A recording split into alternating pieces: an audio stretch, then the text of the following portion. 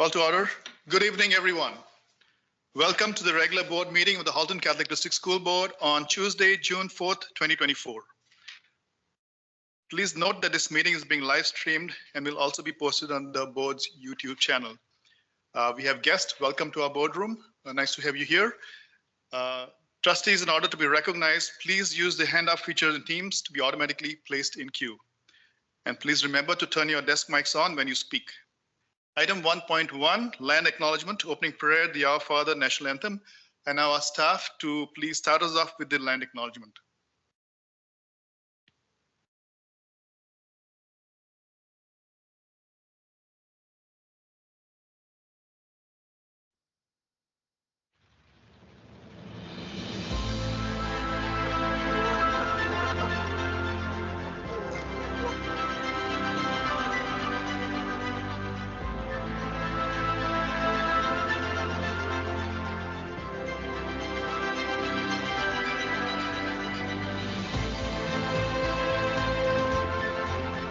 Halton, as we know it today, is rich in the history and modern traditions of many First Nations and the Métis, from the lands of the Anishinaabe to the Attawandaron, the Haudenosaunee, and the Métis.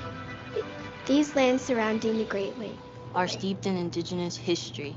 As we gather today on these treaty lands, our Catholic social teachings call us in solidarity with our Indigenous brothers and sisters to honor and respect four directions: lands, waters, plants, animals, and ancestors that walked before us.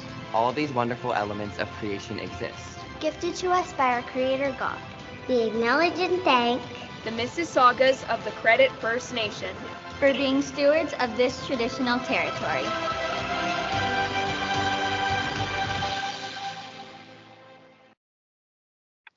Thank you. Student Trustee McGuire, could you please lead us with the opening prayer, the Our Father national anthem? Thank you. Yeah, thank you. And through your chair, tonight's prayer is about the end of the school year, as that is fast approaching, and I thought it would be great for us to reflect on our school year together. So in the name of the Father, Son, Holy Spirit, amen. God of wisdom, we thank you for all the gifts you have given us throughout the school year. We praise you for giving us life and for saving us in Christ and for choosing us to be your people. As we come to the end of the school year, we voice our gratitude for the good things that you have done in us, and we praise you for all who have shared this work in this school. We ask you to bless them in your love, and we give them the refreshment and peace. We praise you, God, through Jesus Christ, our Lord, who lives and reigns forever and ever. Amen. And then we will also say the Our Father. Our Father, who art in heaven, hallowed be thy name. Thy kingdom come, thy will be done, on earth as it is in heaven. Give us this day our daily bread, and forgive us our trespasses, as we forgive those who trespass against us. And lead us not into temptation, but deliver us from evil. In the Father, and Spirit.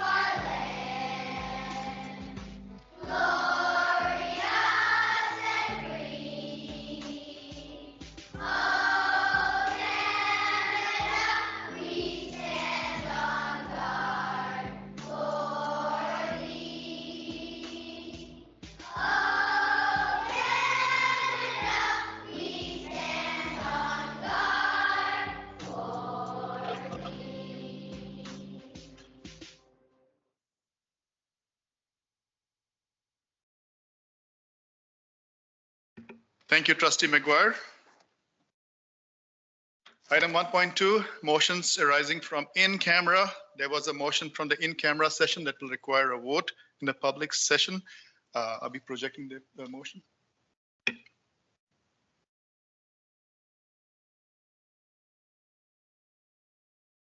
I shall read the motion.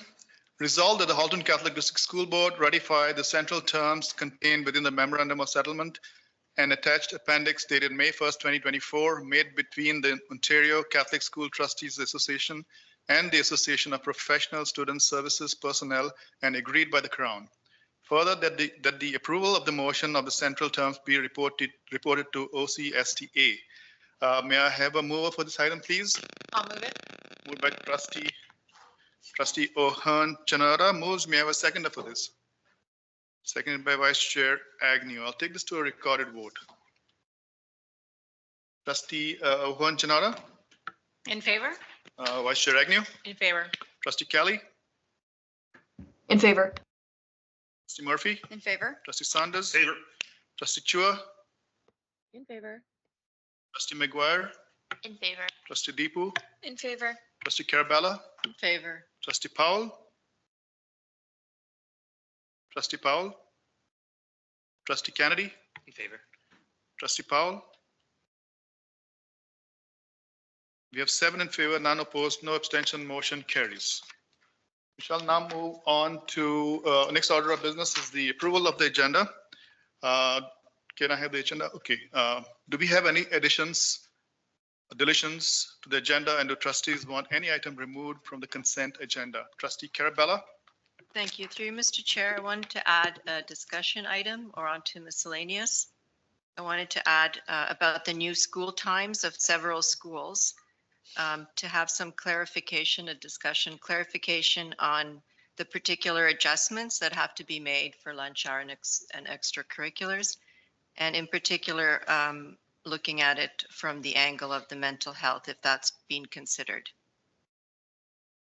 So Trustee Carabella, is that a report which you are bringing? Or I'm not bringing a report. It was a report which was in the last board meeting?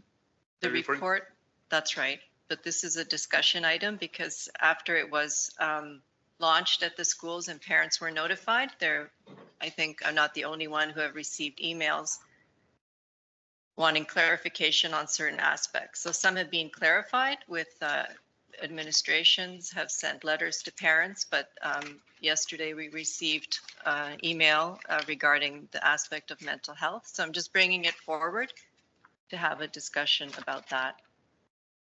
So we do not have a discussion item, Trustee Carabella, on the on our order of business? No, I'm adding it. We do not have a discussion item hearing, but we have a miscellaneous item there. Yeah. Okay, Trustee, so this will require a 2/3 vote to add an item there. So Trustee Carabella is looking to add. Can you give me the title, please? Title of that? School times adjustment.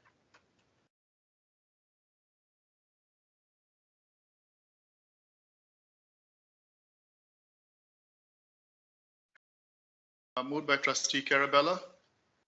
Looking for a seconder? I'll second it. Trustee Murphy. So we need a 2/3 vote. So we have 8 trustees. Trustee Paul, are you there? No. Okay. So we'll take it to a recorded vote. So we are going to, trustees, we are looking at adding item 12.7,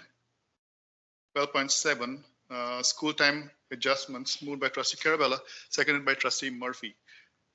Trustee Kelly? In favor. Trustee Murphy? In favor. Trustee Saunders? Favor. Trustee Chua? In favor. Trustee McGuire? In favor. Trustee Deepu? In favor. Trustee Carabella? In favor. Trustee Powell? Trustee Kennedy? Favor. Trustee O'Hearn Chanara? In favor. Vice Chair Agnew? In favor. So we have 7 in favor, none opposed, no abstention, motion carries. This will be item number 12.7. And the title will be School Time Adjustments, correct?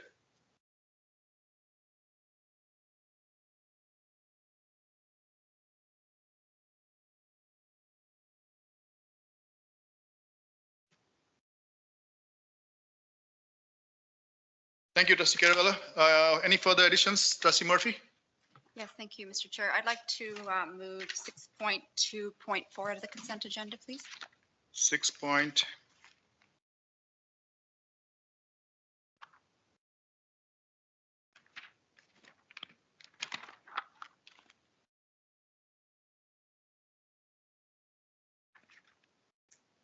Six point 2.4.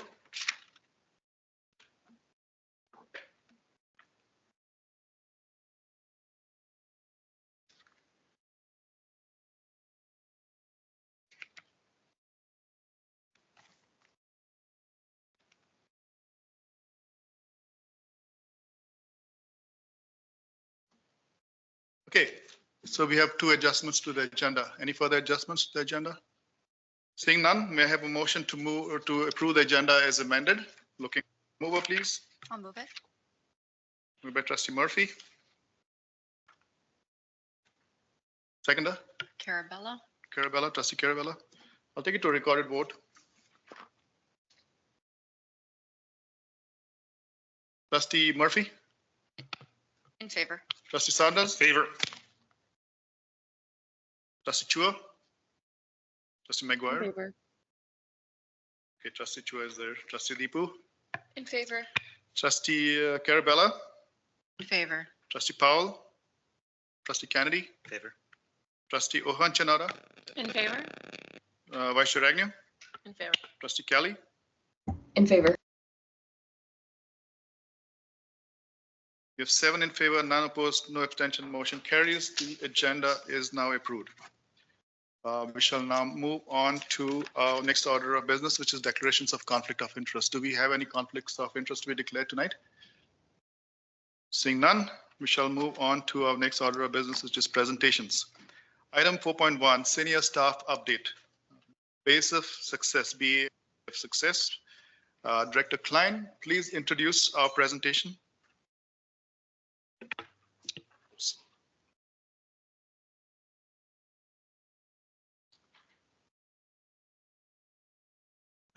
Thank you, Chair. For many years, there has been the science fair, excuse me, locally. And it is an opportunity for students to let their light shine in terms of their ability to use scientific process, show their ability to be creative and innovative, and their ability as well to communicate their learnings and how they apply to the real world in myriad ways. They're really only limited by their energy and their creativity and their intellect, which, as you'll see, abound. So we have with us these students and their very proud families that are beaming here in the room. And I'm going to turn it over to Superintendent Crowell to give us a little more detail before we have the presentation. Thank you. Good evening. Nice to be back again. I'm here with a friend of the board, Matt Kovacs, who's our science and STEAM consultant. And we're pleased to bring you a presentation tonight to celebrate some of the success of our students across the system with regards to the Bay Area Science and Engineering Fair. So recently in March, we had a number of students that were recognized for their participation and their achievements in the Bay Area Science and Engineering Fair, which is an annual competition for students to explore their interest in the fields of science, technology, engineering, and math. So STEM, which we refer to as STEAM in this board, but we won't quibble. It's open to grade 7 to 12 students from across sort of the region. So from Hamilton, Halton County, Norfolk County, County of Brant, and Six Nations. Attracts annually about 500 students, and there's a number of prizes that are awarded to students with the top projects. We're a sponsor. McMaster's a sponsor. Mohawk College is a sponsor. Ontario Power Generation is a sponsor. There's a number of other community organizations and companies that are sponsors as well. So what we wanted to do was bring some friends tonight to show you the great work that's been done across the system. So of the 7 sort of award winners that we have 4 here to represent tonight. We'll talk briefly about each of the projects, but first we're going to call up Jordan LeBlanc, and Jordan is from St. Matthew Catholic Elementary School in Oakville. Jordan's project title was a novel system for objective clinical assessment of cold and influenza using infrared image analysis. This is grade 7 and 8. Come on up, Jordan.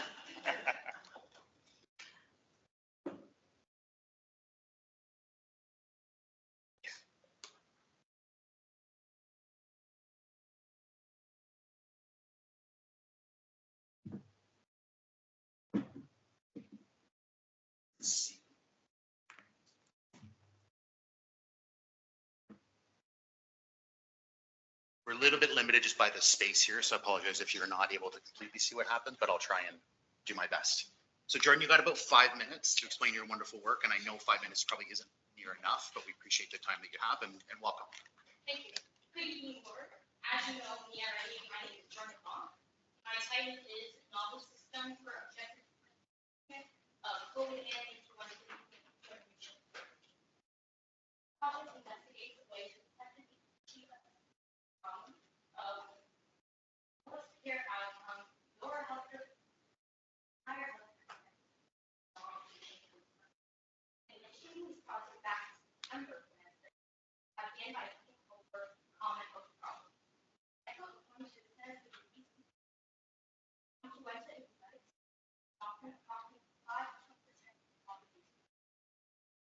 This on my project is to create a novel diagnostic that would be on common cold before outcomes of fever as a medicine. This led to think about how a measure what was to create a functioning apparatus which could be checking out the common cold.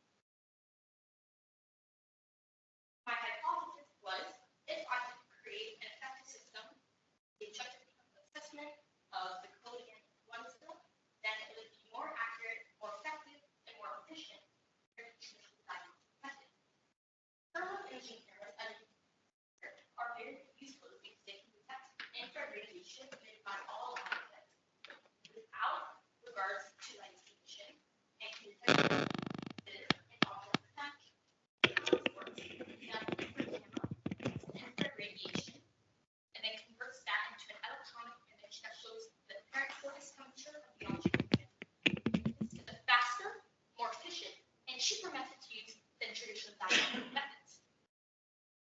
Therefore, using my new prototype, we can increase the efficiency and speed of diagnosing patients. The need for healthcare professionals would be depleted as long as my project is in use and facilities. And challenges such as financial and long patient wait times would decrease along the way. How my project works is that my apparatus called IR MedCheck, that stands for infrared radiation, MedCheck, which is consists of 3 cameras, well, phones cameras, and my tablet computer, my laptop, my tablet pen, and all of these things are connected with, of course, the bunches of wires you can see there, and through softwares. So how it works is that this phone is connected to my thermal camera from Blur. It's connected to the tablet computer using Chrome Remote Desktop. So that's kind of like a software you can use to kind of mirror images on a different device. And how it works is you just stand here, I'll press that to take the photo, and according to this image, that's how you would do it. So I can see the tip of the tongue and the bottom of the lip. Those are the 2 values I would use to measure if you have the common cold or influenza. I chose the common cold and influenza because they both share the same properties when it comes to thermal imaging.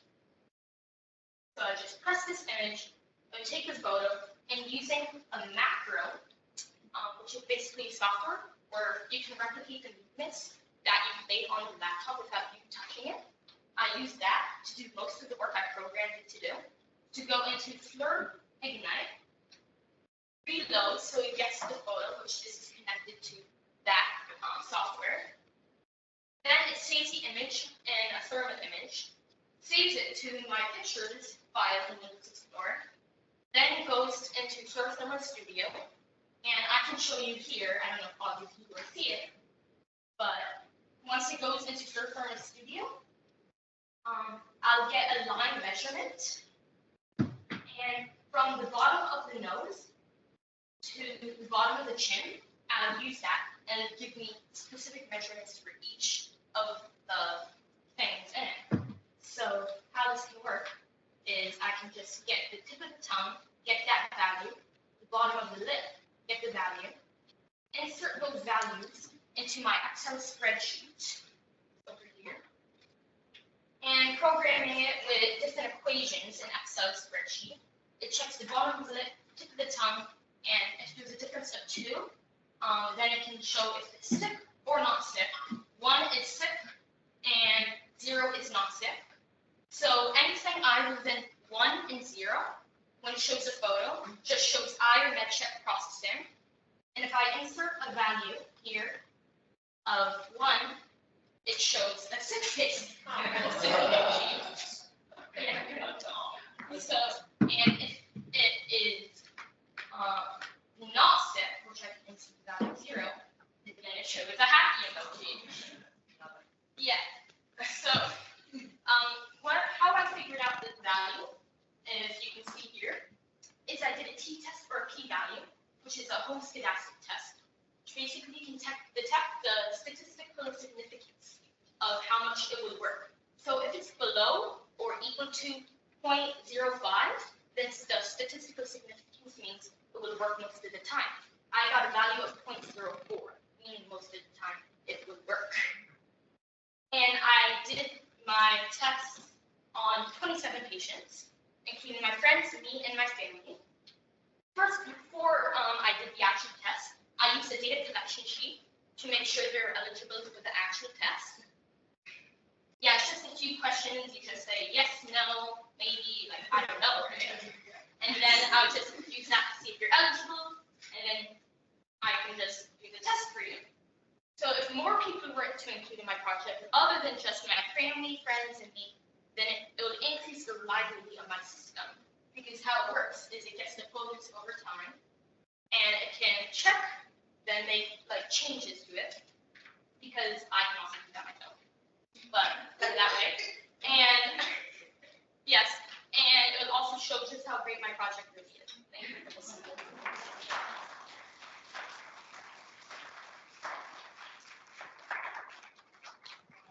Thank you so much, Jordan.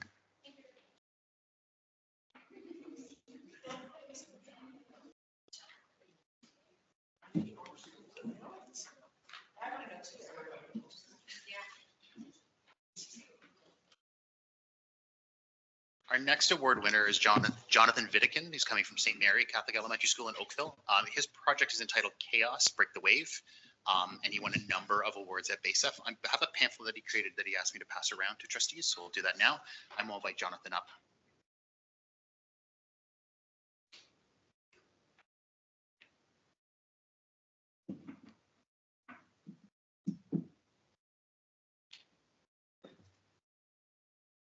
First, I would like to thank you all for having me here. It's a wonderful opportunity. I'm grateful I have it. But to get into my project, this is my project, Chaos Break the Wave, optimizing a dynamic system using the Taguchi method. The concept of this project got to me when I was looking online at some videos of how the galloping phenomenon caused many damages to many different power lines, not only in the province of Ontario, but in many provinces across Canada, such as Newfoundland, Labrador, Alberta, and also Ottawa. So that got me thinking about whether or not a chaotic dynamic device, such as a double can stop and inhibit the galloping phenomenon. Also, if there was a scientific method I could use to optimize my parameters. My method identified the Taguchi. What is galloping? When ice accumulates on a power line, it forms a teardrop shape. If there's strong winds, it forms only on one side, forming like an aerodynamic air shape. This causes the power line to win, like this, which is known as galloping. I've shown this picture here. And if a galloping wire comes in contact with another energized wire, it can cause a power outage or even worse, arcing. What is a double pendulum? In the area of physics and mathematics, a double pendulum is a pendulum attached to another pendulum that creates non-repeatable movements and swings. What is the Taguchi method? Well, after the Second World War, it was discovered that Japanese products, electronic products, were poor quality. So with the help of Allied forces, Dr. Genshi Taguchi and many other scientists, but he was the lead, were put in charge of enhancing them. So he looked to see if there was a scientific method that he could use to optimize his parameters much more efficiently.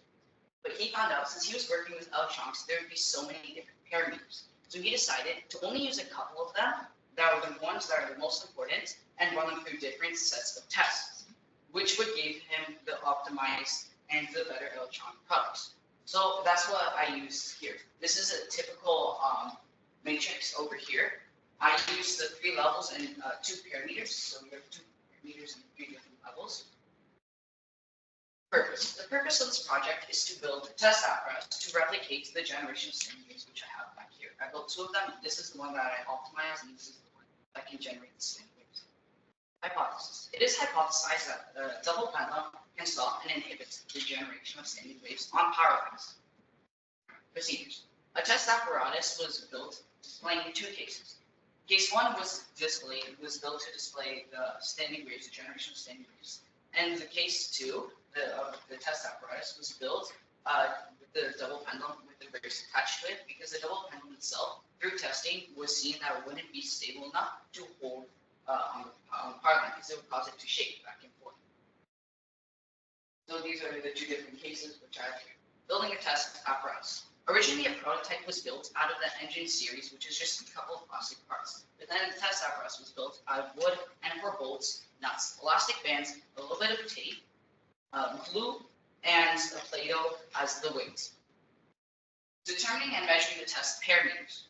The test parameters are length of the pendulum's first arm and length of the pendulum's second arm, and also the measuring of the counter weights. We use counter weights because the elastic band isn't enough to replicate the weight of the power line, so we had to have a little bit of the weight added to it so that it can add that extra weight to replicate an actual power line.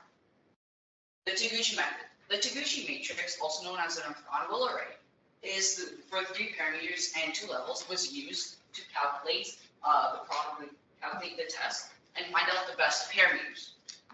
The ones I used was the 3 levels and 2 parameters, which reduced my number of tests from 8 to 4, which was a reduction of 50%, which was huge for my product. And here were the results. So, but these were the 3 different parameters modified during the test and their levels. So, for example, up here we have these 2 are the length of the pendulum's first arm and length of the pendulum's second arm, and also the counterweights, which were 2 and 4. Then here we would run them through the test results and we would find out the calculations. For the calculations, we had 2 different levels, level 1 and level 2, and we would look which one had the lowest number, which would be the lowest number of oscillations. So this was the optimized chaotic dynamic system, and I found out that the best double pendulum's length would be length of 130 millimeters, length of 65 millimeters, and a gram of a weight of 2 grams. The conclusion. In conclusion, the double pendulum or equivalent chaotic system can be used to stop and inhibit the generation of standing waves.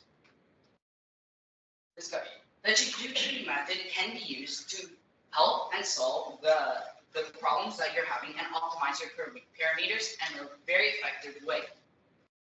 Also, it can help because I use a high-speed camera to record the number of times that this would oscillate here. And it would help a lot because instead of just counting it, I would be able to get a pinpoint exact result of the number of times that this would swing like this.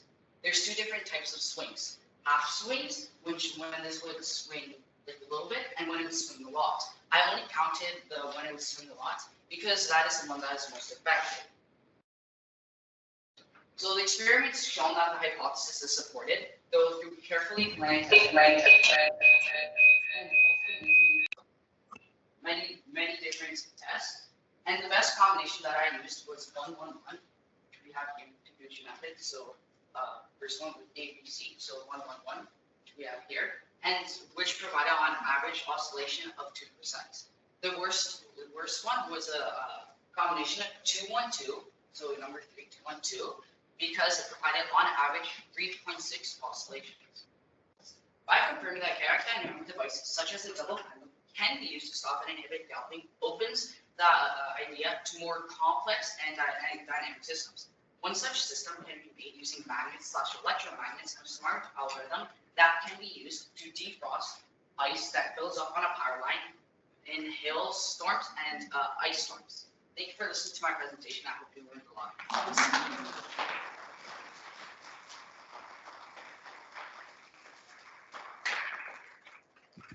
Thanks so much, Jonathan. That was wonderful.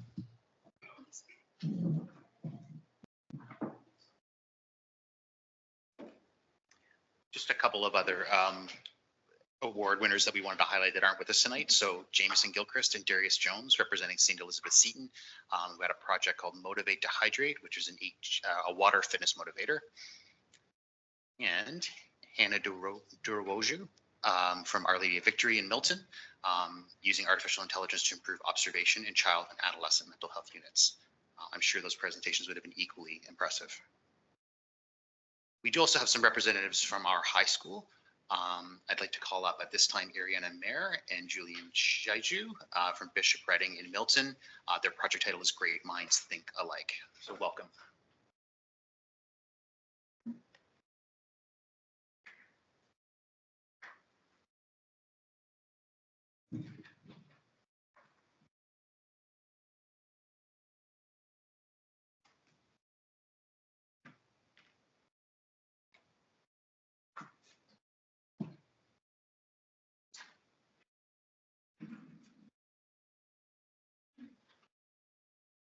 Good evening, my name is Ariana Maher. My name is Julian Shaiju, and our project is about the technology surrounding BMI and the awareness. BMI. BMI stands for Brain Machine Interface, also known as BCI, Brain Computer Interface. It's been helping the medical field deliberate responses for people who are suffering from paralysis all over the world, whether it would be a lack of communication or mobility. Our hypothesis suggests that a lack of awareness surrounding this field of BMI hinders the overall development and progress in this field. Therefore, less people have access to it and less improvements are being made, which eventually leads to less people suffering through paralysis having more solutions. As we get into our findings, since our project is research-based, we wanted to go in depth with their background information. First topic is how it works. BMI relies on the brain signals and what it produces. The whole system consists of 3 parts. The first part is the device that measures your brain signals, which is known as an EEG or an implanted microarray. An EEG makes you look like you have wires for hair because there's little metal discs called electrodes and wires sticking out of your head. Then the next device is the device that measures and translates those brain signals into the third device, which is an output, which can be a prosthetic leg, arm, or even something that's non-medical related. Here's our modern example. So this is neurodynamics. Overall, what during this we had a prototype of like with the EEG signals, which are basically demonstrated by light observed noise. But essentially, that the string will teach the computer, which reads the brain signals, and therefore it has an output device which was controlled by motors, and when clicked, it would operate the hand so that it would move the hand.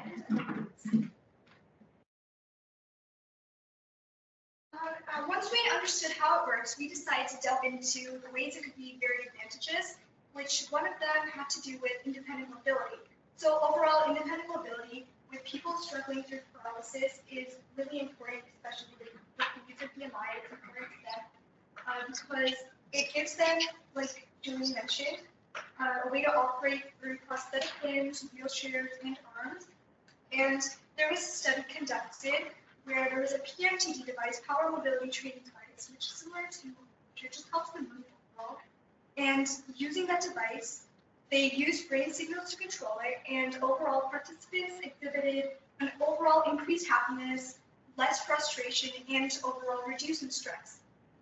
Not only does BMI help with independent mobility, it also helps with communication, especially those who are suffering from paralysis in their vocal cord areas, disabling them the ability to speak. The BMI tracks signals when the patient tries to speak and uses them to program an output device. This, however, takes a long time as getting those signals are hard to get, especially if you want to receive the right feedback for the output device.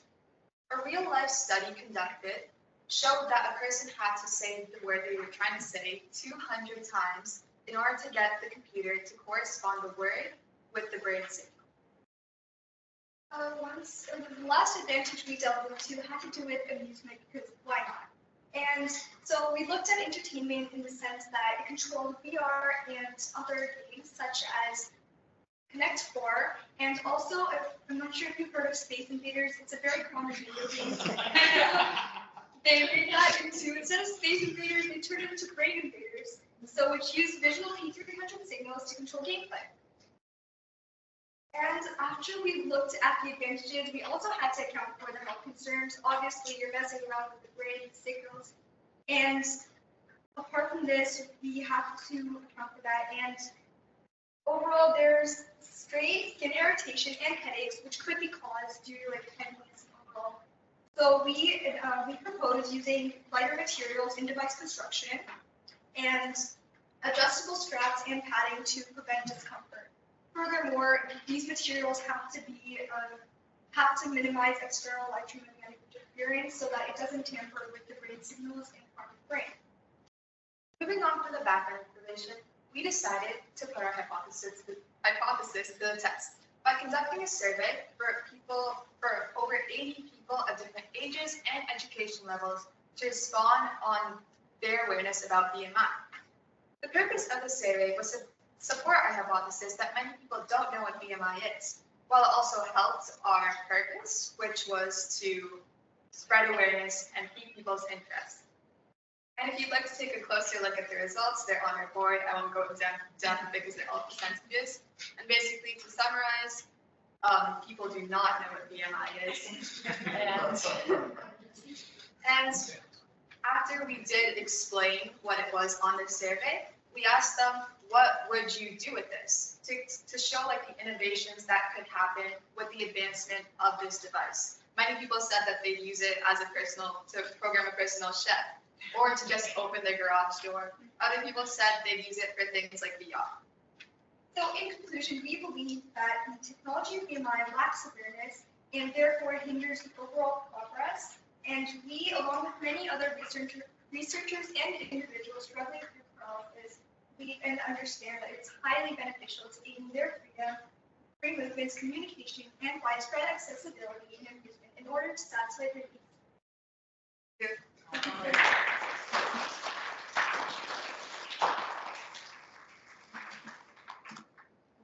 Thank you so much. Great presentation.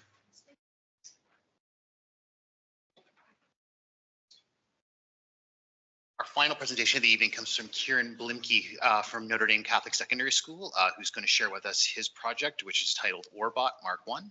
So welcome, Kieran. Well, the bar has definitely been set high. Hi, I'm Kieran. It's great to see all of you. I'm very happy I'm here.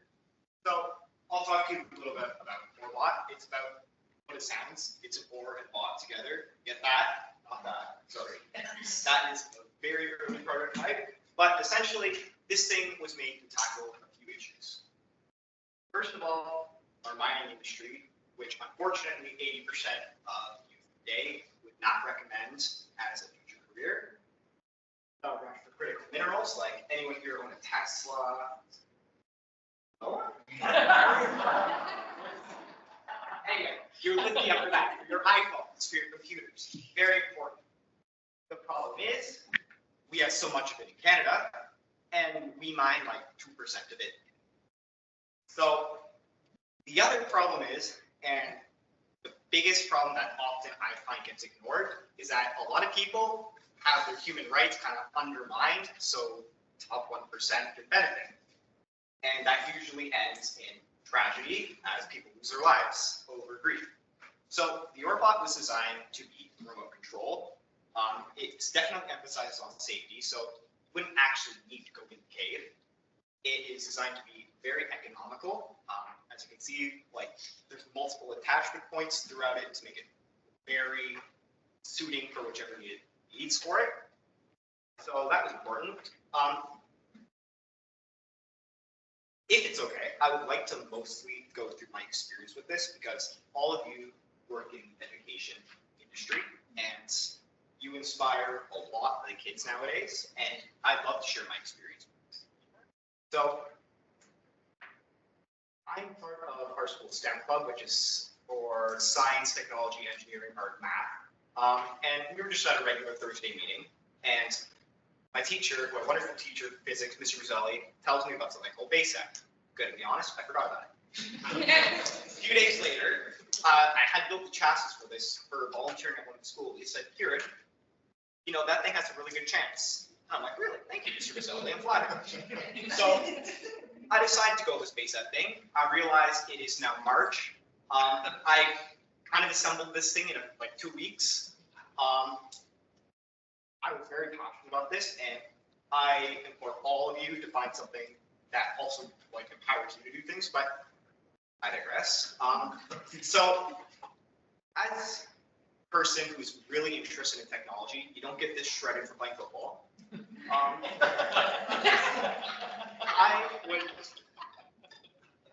I would love to share my experience more at Notre Dame with my basic experience. We have plans to do this also next year with the new STEM program. And with a little bit of funding and a little bit of hard work, I think we can definitely help to inspire the future generations of engineers in Canada. And I'm really hoping we could, because it's ideas like these that are going to make the difference in the long run. And I was just very happy to be part of this. Thank you so much for having us.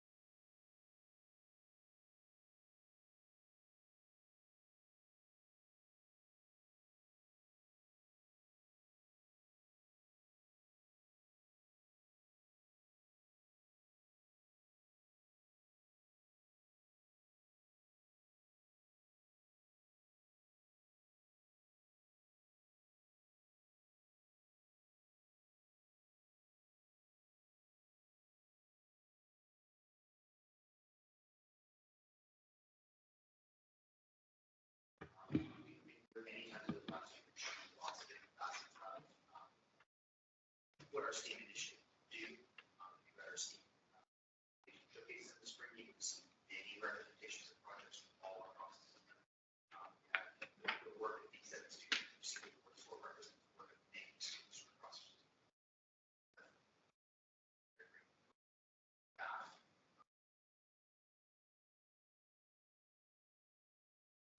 Thank you.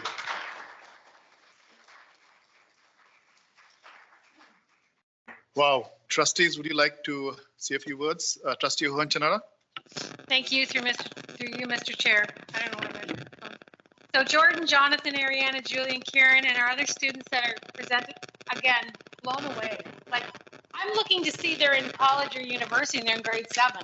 I don't know what I was doing in grade 7, but not that. Absolutely. So we're so proud of you. I'm so proud of you. Please don't ever leave Halton Catholic District School Board. You know, ignite your friends and everybody else in our schools, but just words cannot even say how proud I am of all of you. Well done. Well done.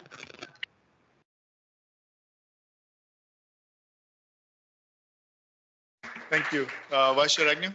Yeah, so just to echo that, as someone who barely made it past grade 10 science, but as someone who heavily relies on the technologies that are available to us, that are emerging, and what is coming down the pipe, to see these brilliant minds, things I would never have thought that you have put together, the ideas that you have formulated, the way you have presented them, the awareness that you're building, just to bring these possibilities forward is absolutely incredible. The enthusiasm. We don't always get, I don't know, I don't always think that this gets as much recognition. It's a little bit more subtle, and I'm glad to see these celebrated. I'm glad to see these achievements highlighted, and congratulations to all of you. And I can't wait to see what you do as you move forward. And contrary to Trustee O'Hearn-Jonata, I hope you do leave at some point. I hope you do go forward, and I hope these ideas make it out there and you make a difference in the world. I really think you will. So thank you very much. Thank you.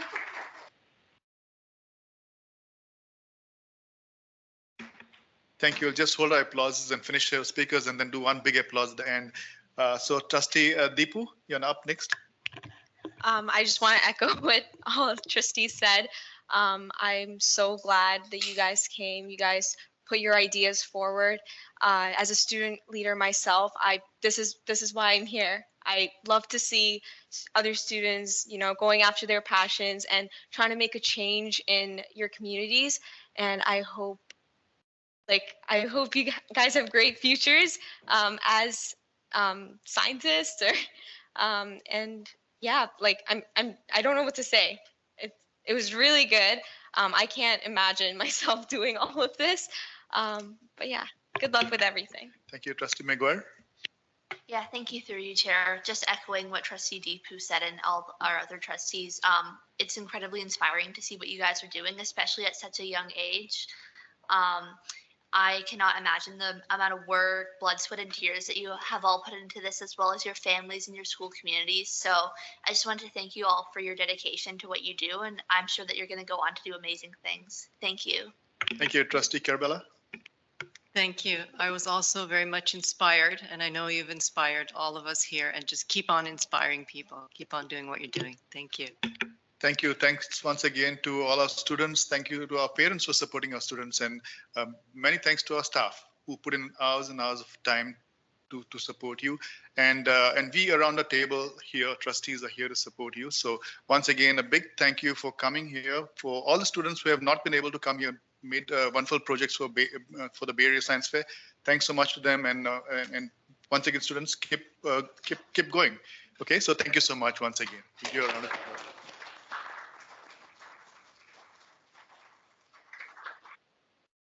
You're welcome to stay for the meeting if you like. Okay. So item number 5. We'll give it a minute. Leave.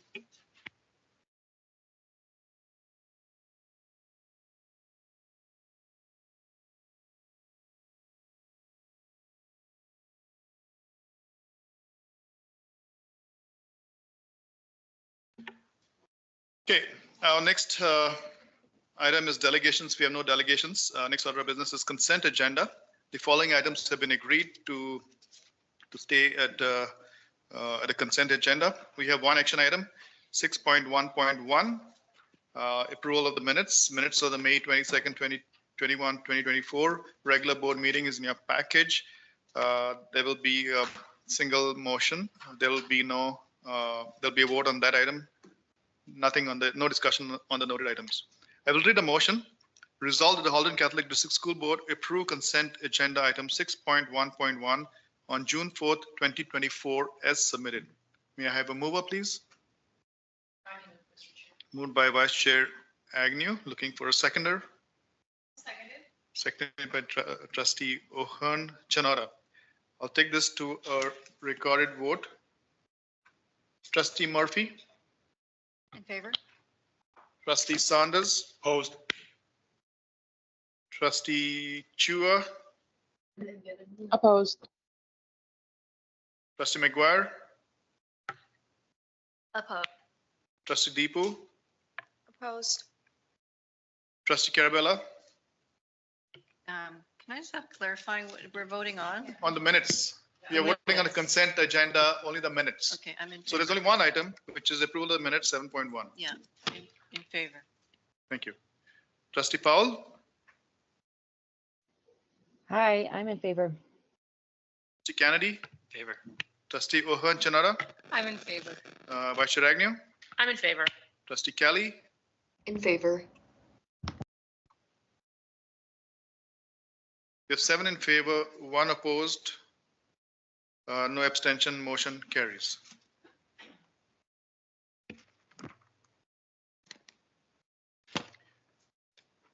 We shall now move on to our next order of business, which is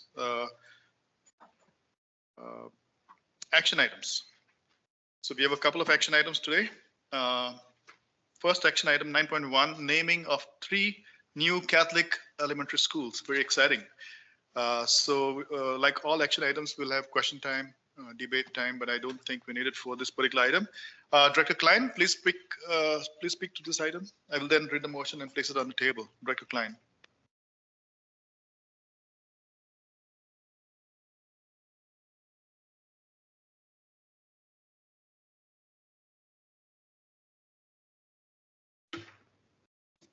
Thank you, Chair. In a way, like a lot of documents, skipping to the end really gets to the point of this on page 44, which is the Appendix D, which was something, as May rounded out, we received with great joy, and that was a letter from the bishop giving his full support for the names of the schools that we had selected in a communal manner over the spring.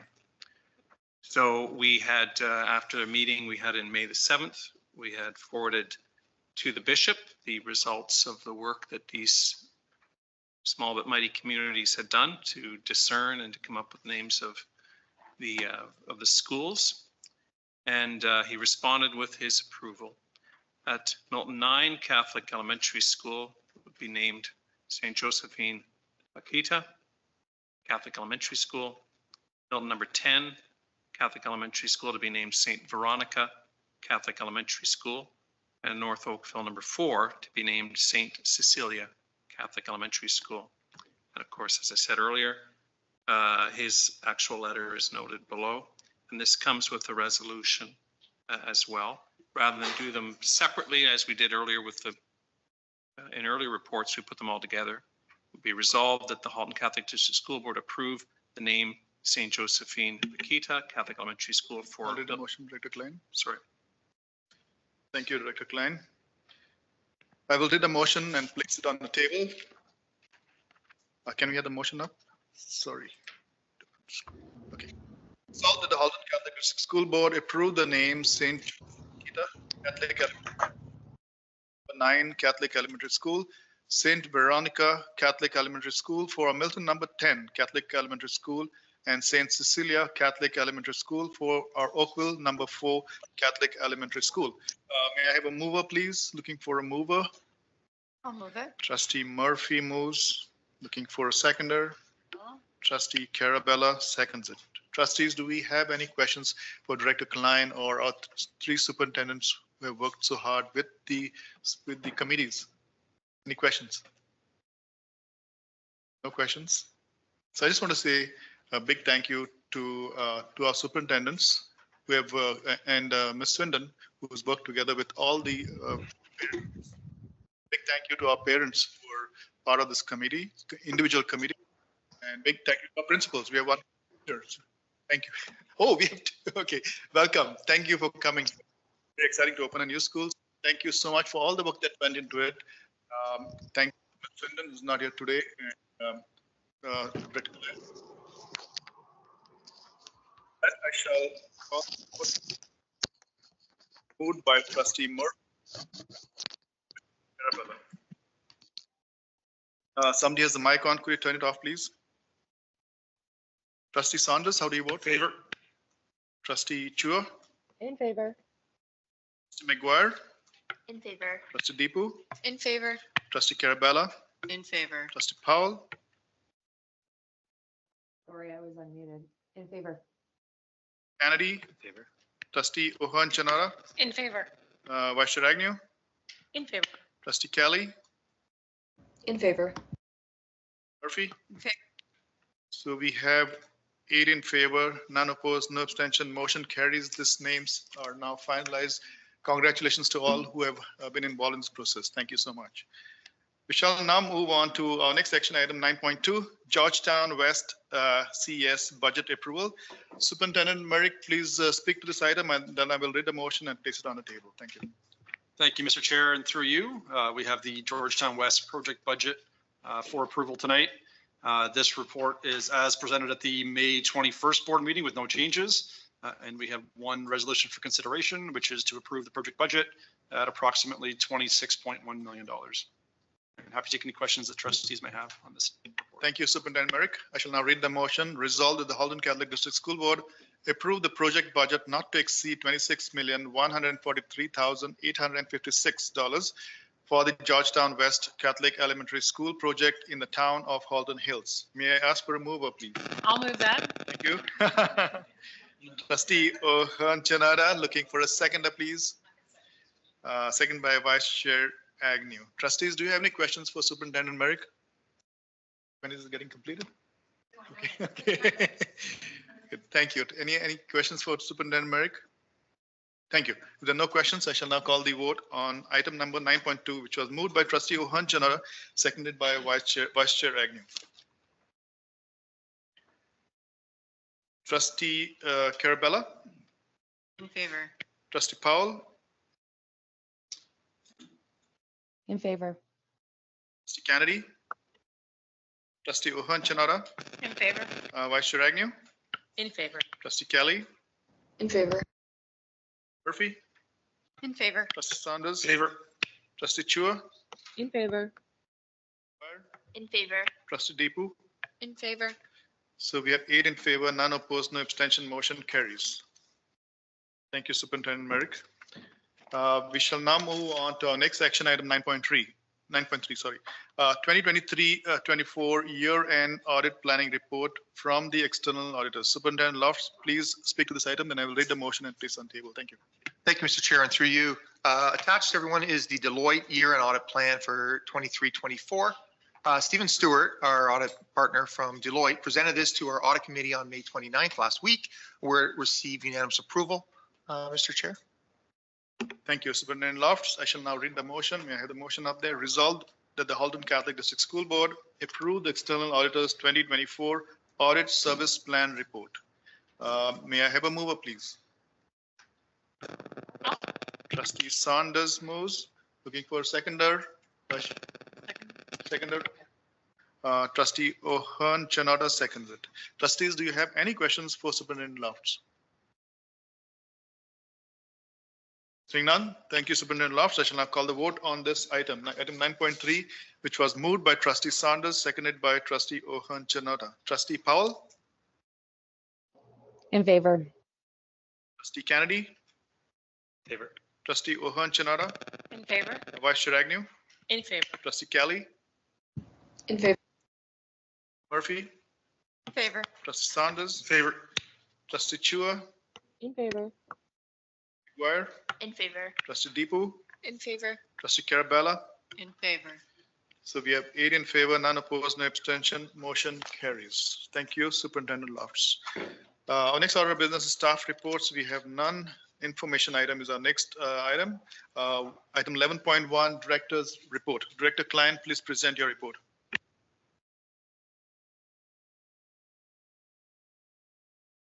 Chair. The report is fairly straightforward. There's a lot going on in June. So I want to give a bit of an update of what some of those items are. And the clicks. Just give me a second.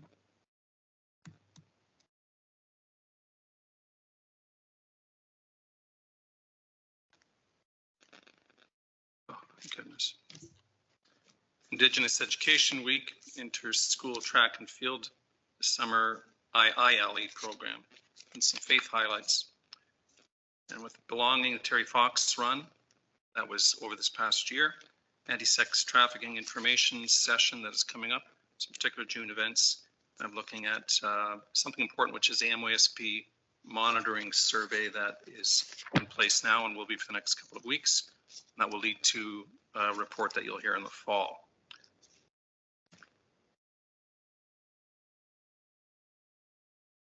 Indigenous Education Week, June is a month that's set aside for a few things, but one of them is the celebration of the rich mosaic that is our Indigenous set of communities.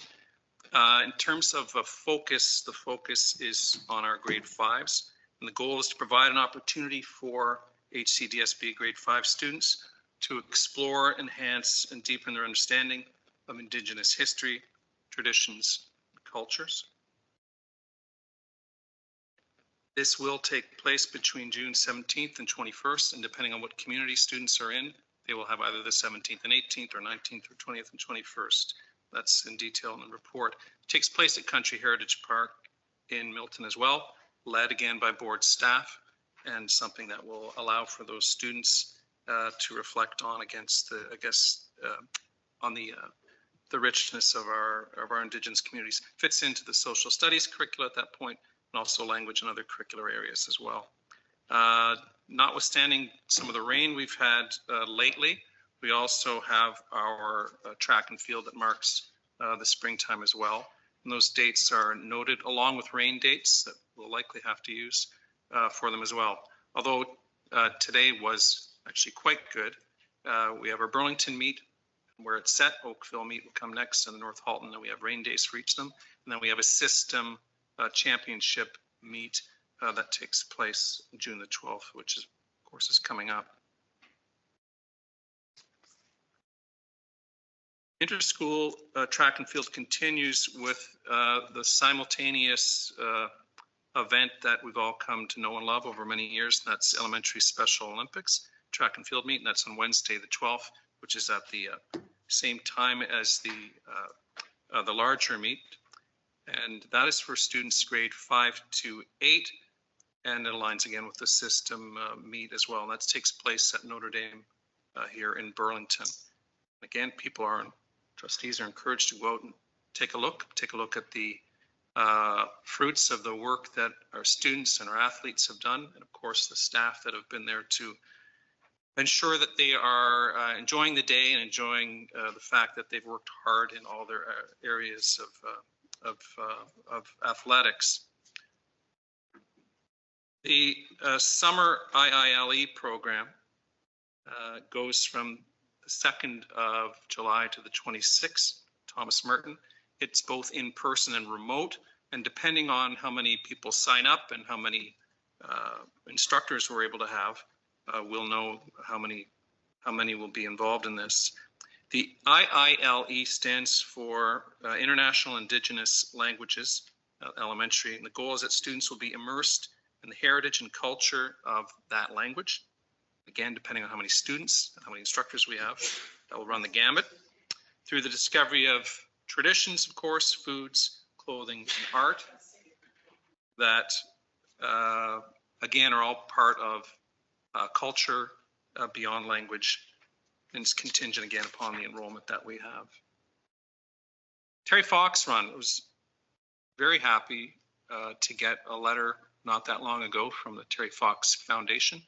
Can't think if there's a Canadian anywhere at any age that has no idea about the Terry Fox Run.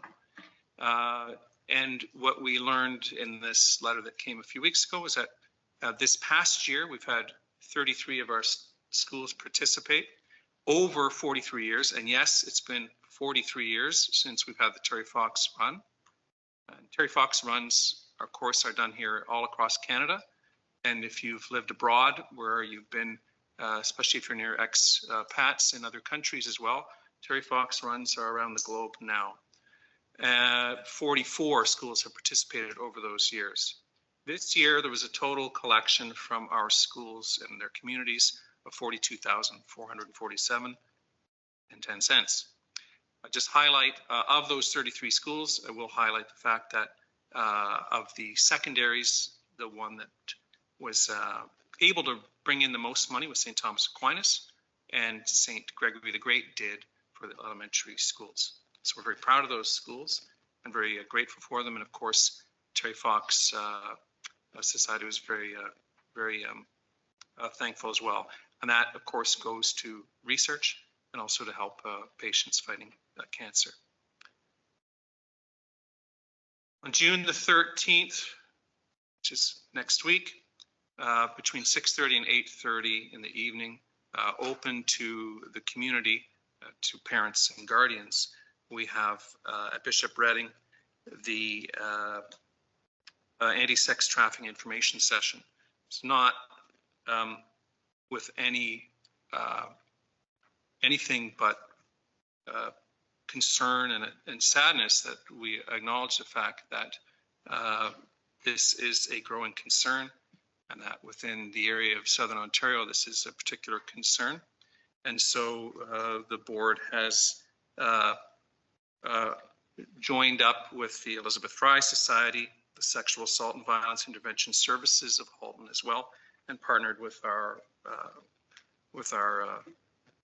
coterminous board as well to again host parents and guardians for that evening of information, of course, questions and answers as well.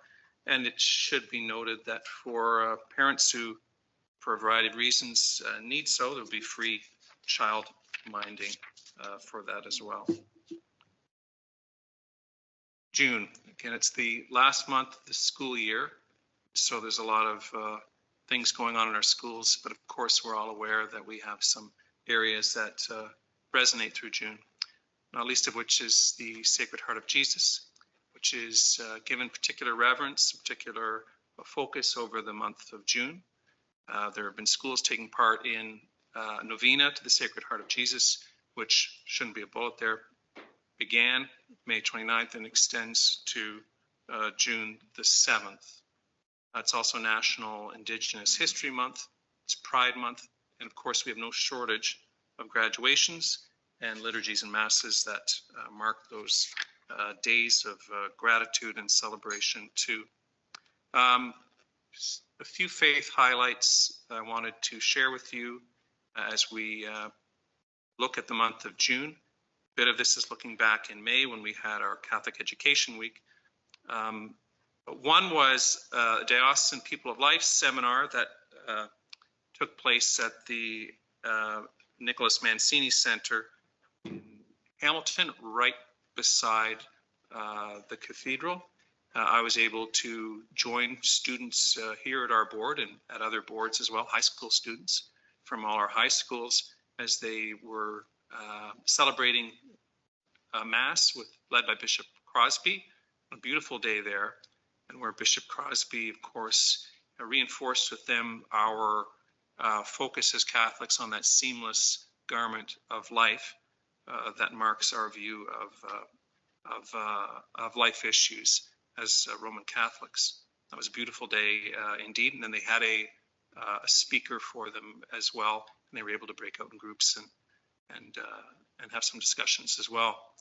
A few highlights again about what's been going on over Catholic Education Week. One was the auxiliary bishop, Bishop Wayne Lopsinger, celebrated Mass with students at Christ the King, stayed with them, engaged with the students. It's such a good opportunity for students to see that the bishop is a bishop of flesh and blood, and someone who, again, is, as all bishops, is at heart a teacher. High school students, just again to highlight the charity and the generosity and the kindness and the response to Christ's invitation for us to be his hands in the world. High school students were assisting many of the feeder schools with the Journeying with Jesus activities as an example. Schools created flowers for those in seniors and extended care facilities. Of course, we're all aware of the Fill a School Bus initiative, and many of the schools, of course, began and continue to participate and to contribute to that as well. Again, a visible sign of the generosity of our schools and of our Catholic school community to the local community. A Shifra House is a house that is it's a facility organized and ministering to young women who are mothers, becoming mothers, and we can imagine the stress that involves, and that there was support and outreach from Holy Trinity students as an example of the outreach that schools did through Education Week and through May and into June. That's not to isolate the ongoing work that our parishes and school communities do, sometimes without a lot of spotlight on them because they're just responding to their baptismal call. And of course, May, there's always a traditional focus on Mary. And we would also like to note that we had adult faith formation that is ongoing at the school board. We're aware that as a school board and all Catholic school boards, we're not funded for our religion programs. So we have been dedicated and imaginative and creative in terms of how we expend monies for everything that has to do with religious education for our students, but also for the development of formation and skills of our staff and our adults as well. That adult faith formation is led by Superintendent Nar, but the one that gets to highlight post Catholic Education Week, and certainly within the season of Easter, heading toward the great feast of Pentecost, was the theme of the Christian initiation for adults, and to learn of the history of the early church and about the evolution of the sacraments of initiation. That was the focus for those, not all teachers, but adults certainly from different parts of our board, as their faith was nurtured over the last month or so. Finally, a reminder that we have created a new MYSP. Trustees here don't need to be reminded of that. You were at the heart of it, at the creation of it. But we also have the obligation to survey parents in our communities, and we're doing that again yesterday, goes through to the 24th. And that is a focus on this past year as it relates to the perception of stakeholders regarding the MYSP that just is winding down before the one that we create. So I know we're all eager to jump into the new one. The jumping in of the new one will begin in the fall, but we are obliged and we look forward to, of course, getting survey data and feedback from our community regarding that too.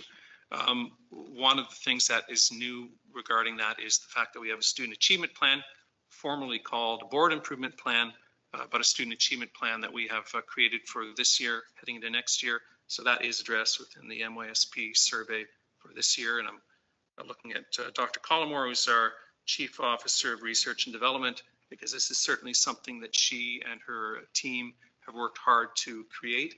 And then as we glean information from it, to be able to read those tea leaves, as it were, and find what gems of understanding and we can get from those, that will again be part of a discussion and report in the fall. So there's nothing more to add to the report. Thank you for your attention. Thank you, Chair. And if there are any questions, more than happy to entertain them. Thank you, Director Klein. Trustees, do you have questions for Director Klein? I see a couple of trustees here. Vice Chair Agnew, you have the floor. Through you, Mr. Chair, I just wanted to mention that the Best Buddies Dance, the Best Buddies Prom is happening on June 11th at St. FX at 5 p.m. At 5 p.m. start. I would encourage any trustees that can attend to do so. It's always a wonderful event. Wonderful. I've been there in the past, so yeah. Please send a calendar invite to trustees. Great. Thanks. Trustee Candy. Thank you, through you, Mr. Chair, to Director Klein. I'm just wondering what, for inter-school track and field, why we don't provide full busing for students to go to those events there and back. Director Klein? Yeah, I think I heard you're asking about the busing to it. Okay. I'm going to ask Superintendent Kroll if he has any sense of that. Busing and the transportation to and from track and field. Sure, certainly through you, Mr. Chair. As a parent of two kids that were at the track and field meet today too, I can sort of confirm that there were some schools that did provide transportation and others that didn't. It is something where the cost of the event is covered by the board. The cost of the transportation is covered by the school. Thank you. Trustee Kennedy? So follow-up, can we work with some schools to look at maybe student generated funds? I'm just thinking of it as a socioeconomic issue here. Some students may not be able to go if their parents cannot take time off work to drive. And is that fair? Director Klein? I certainly know with student generated funds, this is certainly something that being a former principal, it's schools would use. I'm not sure how many were availing themselves of that and how many weren't, but I do see Trustee Kennedy, that would be something that would fit into it. Yeah, and again, through you, Mr. Chair, I certainly can bring that feedback to elementary principals. I'm not aware of any students that were unable to participate, though. And I would be, to be honest, I would be surprised if students were unable to participate if that was brought to the school's attention. But I will take the feedback to elementary principals. Thank you. Trustees, any other questions for Director Klein? Seeing none, thank you, Director Klein, for presenting your report. We shall now move on to item 11.2, student census update. A look at pathways and transitions. Dr. Collymore, please present your report. Good evening, and through you, Mr. Chair. Nick and I are both here tonight to present the report, and its purpose is to share with you the results of the analyses that were conducted using the census data, and we linked it this time to historical pathways and transition data that we also have here at our board. So we know that we're committed to creating safe and inclusive and work and learning environments where every member of our community feels welcomed, valued, included, and respected. And we're also committed to preparing students for future success. And so we know we offer various programs that are in line with this commitment. Our pathways are an example, which they are intended to help prepare students for their future, helping them plan and pursue pathways that relate to their interests, their skills, and their abilities. We also track things like credit accumulation, graduation rates, post-secondary applications, annually. So in this report, we our goal is to use the student census data so that we can better understand the students that we serve. This will be our final report using the census data. And so I just really want to turn it over to Nick, who's going to walk you through the appendix, which is attached in your document. All right, thank you. Through you, Mr. Chair. So today's analysis, as Dr. Collymore mentioned, is all about pathways and transitions. So what we're looking at today really begins with a few different disproportionalities. The first is grade 10 credit accumulation. We're looking at a metric that is on the student achievement plan, which is the percentage of students who have achieved 16 or more credits by the end of grade 10 as a metric of sort of moving on along schedule through secondary school. We also chose to look at a number of participation in special programs, in particular advanced placement program participation, specialist high skills major, so SHISM program participation, French immersion participation, and then we looked at transition metrics. First, we looked at four-year graduation rates, and just a note on this. So this is our cohort graduation rate. And the way school boards in Ontario measure graduation is basically the cohort who starts grade 9 at our board in their grade 9 year, who finish in grade 12 in our board. So it does not include students who have left our board or students who came to our board after grade 9. We also look at graduating student post-secondary institution application rates, and a note that this is not from the most recent year, but rather because of a data lag from the colleges and universities is 2 years ago. This also, as a data note, only includes those applications to public post-secondary institutions in Ontario. So it doesn't include private universities like Redeemer or private colleges like Everest or out of province or out of country institutions. And another note, I think you're all familiar with the charts by now, but this is a disproportionality report, meaning that you're going to see those familiar orange, gray, and blue charts. And this being our final report, after looking at the data, we've decided that 1.5 and 0.5 are appropriate levels. I think it's on the next page, Elizabeth. Yeah, right there. Thank you. So we've landed on 1.5 and 0.5 as meaningful measurements of significant disproportionalities. So this isn't to say that no other disproportionalities are significant and meaningful, but rather that anything that is over 1.5 or under 0.5 is something that we really want to take a much closer look at.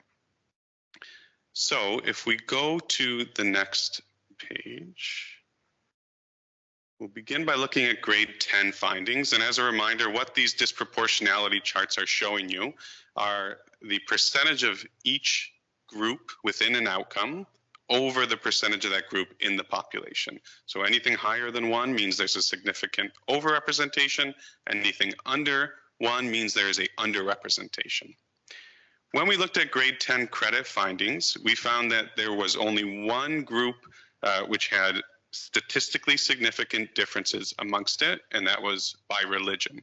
So we found that there was a very slight underrepresentation of Muslim students amongst those receiving 16 or more credits at the end of their grade 10 year.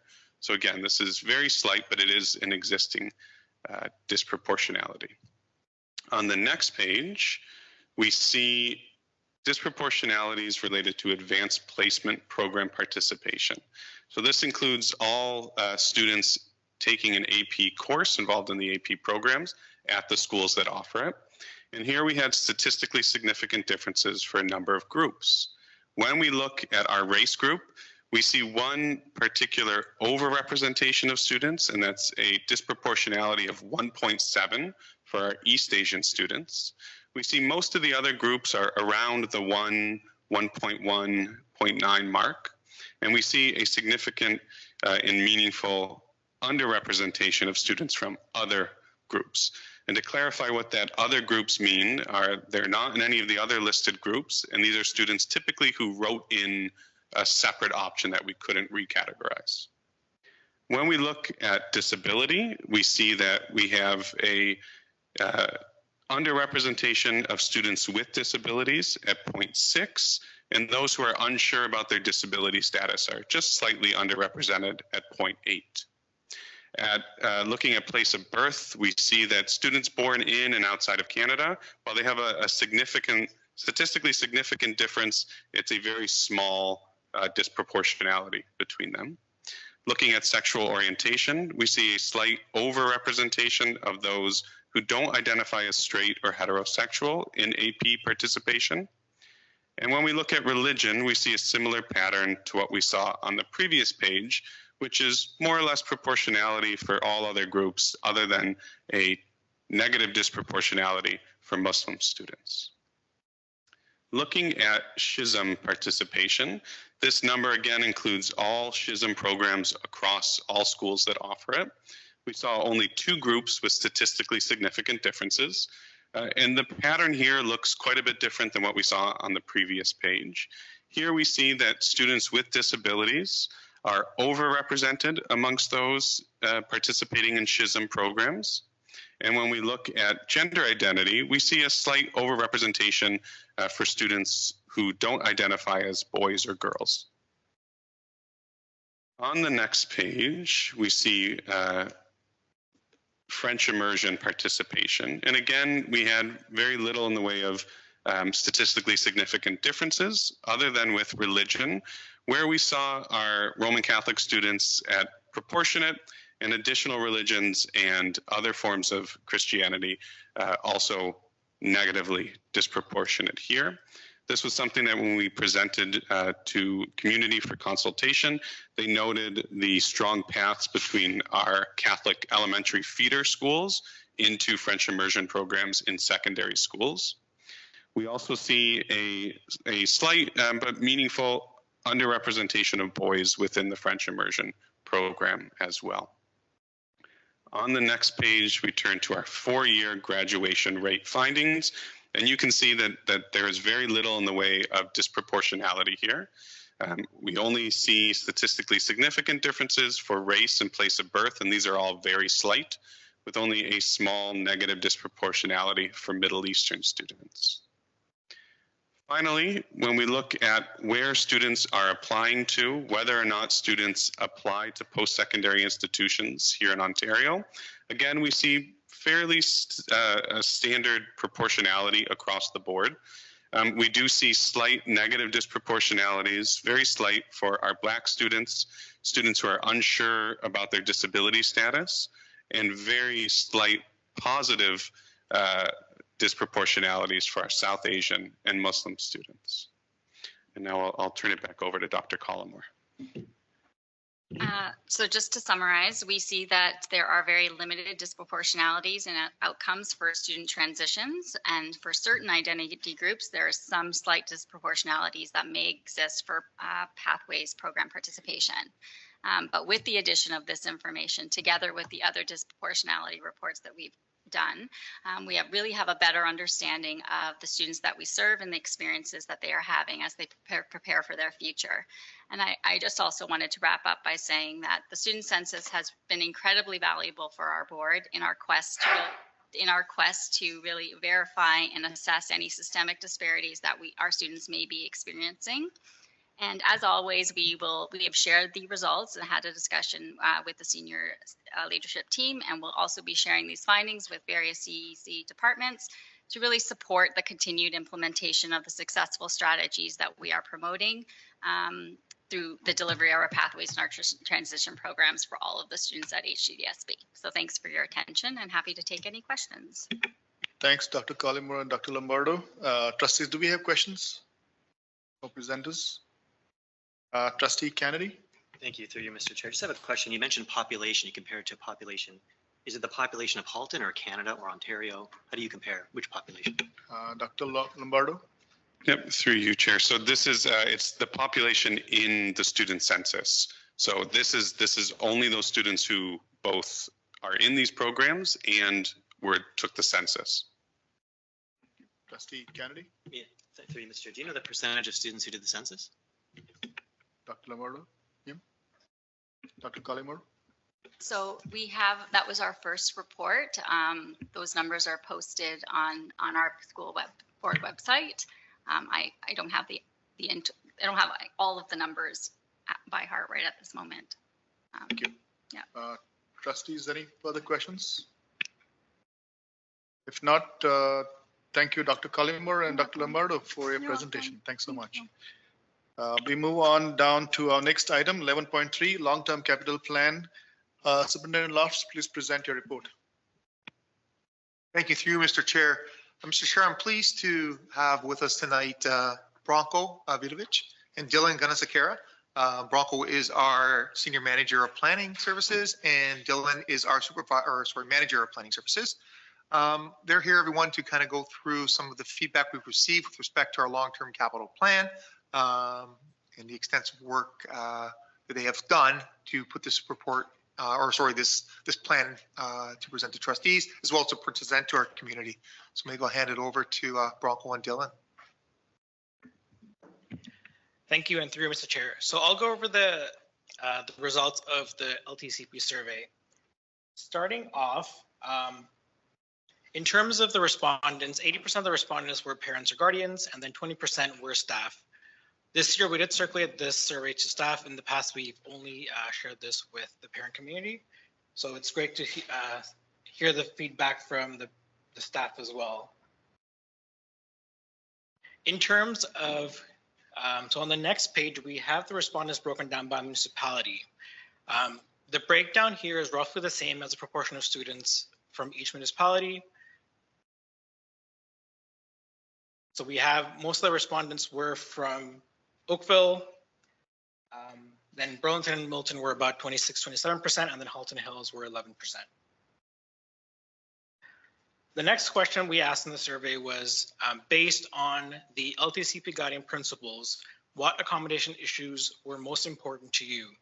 So these accommodation issues are listed here, and in the following page provides a summary of how these were ranked. So most of the respondents identify classroom sizes as being a priority accommodation issue, followed by optional programming, then special education programming, portable classroom, and facility condition as well. So those were the 5 top priorities identified. Based on these priorities, the next question was, to what extent the respondents agreed or disagreed with that these priorities were addressed with the LTCP recommendations. So overall, 72% agreed or felt neutral that the LTCP recommendations addressed their most important accommodation issues. And then 28% disagreed that these were addressed. This is also broken down by municipality. It's roughly the same by municipality. And then the final question of the LTCP survey was, it was an open-ended question. So the survey respondents were able to enter any feedback, any input or explanation for their choice of, I guess, how they rated that the accommodation issues were addressed. So these are the categories that staff determined based on the feedback. These are the themes of the responses. So the first one is capital projects. These were the general themes identified. Then school boundary reviews, facility conditions, portable classrooms and enrollment, partnerships with other organizations, school programming. So these include optional programming, classroom sizes, and then there were other responses that fit in the accommodation, student accommodation area, which we've identified here in this category. So that's a summary of the responses. I won't go through all of them. They're on the report, so if you, they're there to read. And then in Appendix C as well, we have the full list of respondents from the survey.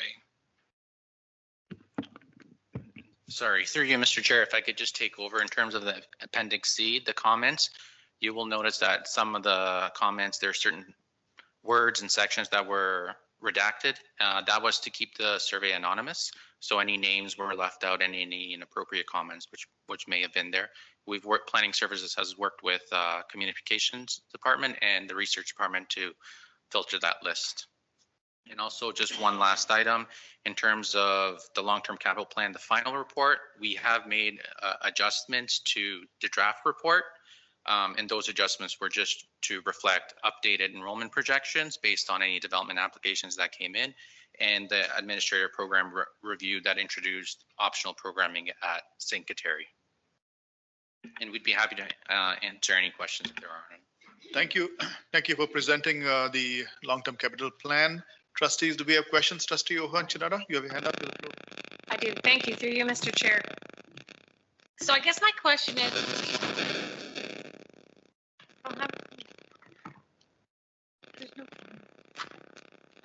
I guess my question is this. So we have that large middle again, right? The neutrality portion is 43, 44% in all regions, depending upon how do we get to the middle? Or do we think the people that are neutral about it are saying, it's really up to you. You make the decisions because it really doesn't matter to us one way or the other. What are your thoughts? Mr. Vidovic? Through you, Mr. Chair. So I can say the feedback was in line with what we received last year. Last year, we were at 76% that were in favor or in neutral, and now we're at 72. So it's in line with what we've received in the past. Generally, the public does provide feedback, and because it is an anonymous survey, they're not going to put neutral if they don't really agree with what's going on. You will notice some of the comments, they're not really related to the long-term capital plan, so that also affects and skews the survey as well. Thank you, Trustee Ohontino. Yes, thank you for that. It's just the middle, and I deal with it on my day job, like those people that doesn't matter to me in the middle. I want to know, are you in favor, opposed? Like, that's the biggest voice, right? So I struggle with how do we get at that? And it's a rhetorical question, I guess.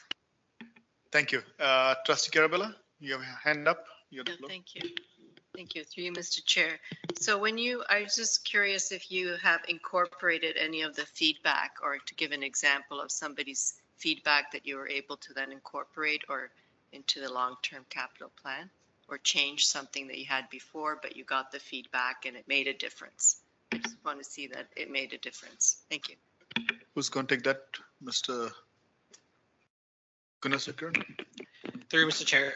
So what we've done in the past is, as we receive feedback, there were some comments about the structure of the report, or maybe, schools that are identified as having high enrollment, which we've identified as well, but these are areas that we've focused with each year, not necessarily for this year. Sometimes we don't have enough time to do the full, I guess if there's something that needs to be addressed, but definitely for next LTCP, we can take a look at it, make those changes if needed. Go ahead. Yeah. Sorry, through you, Mr. Chair, just to add to that, if there were any comments that were received that warranted justification in the current report, but we would do it.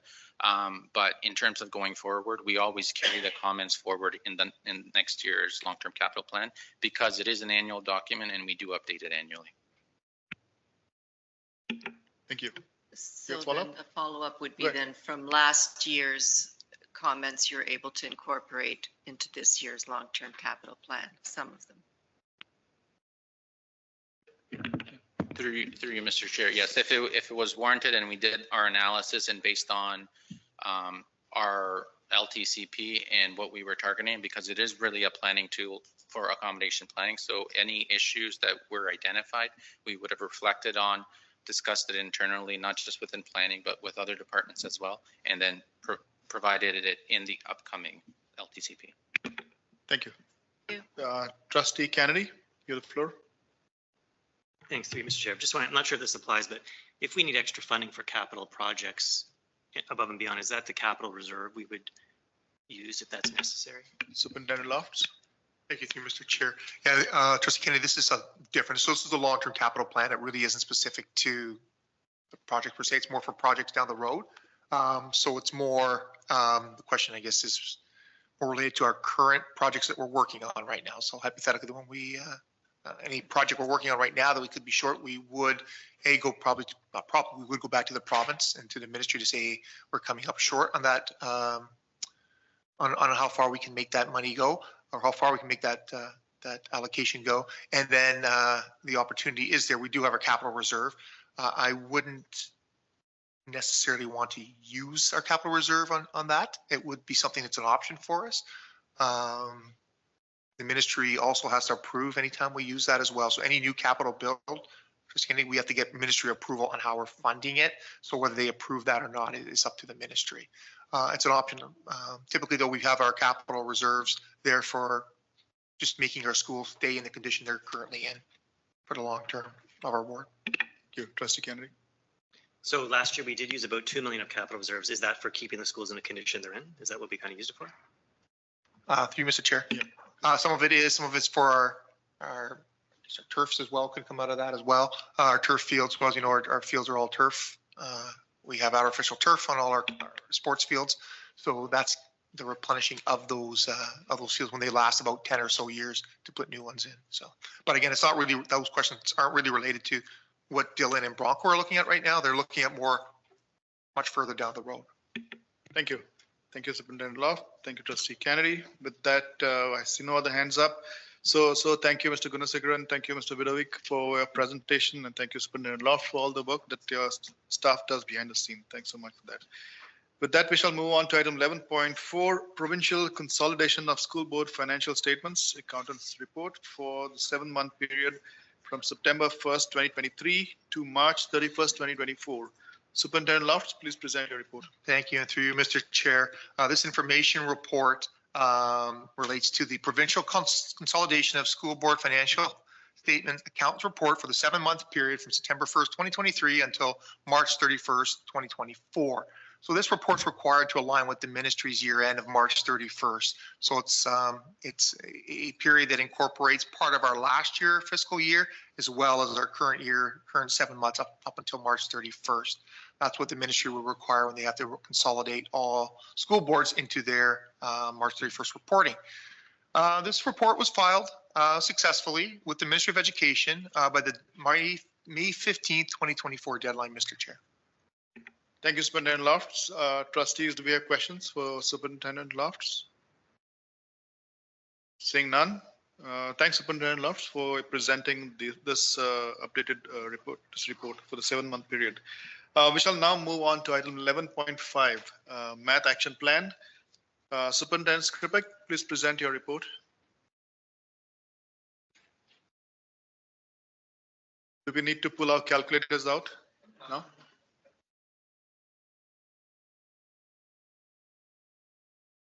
My goal is always mental math, so no. You might have to go through a few lessons for it, though.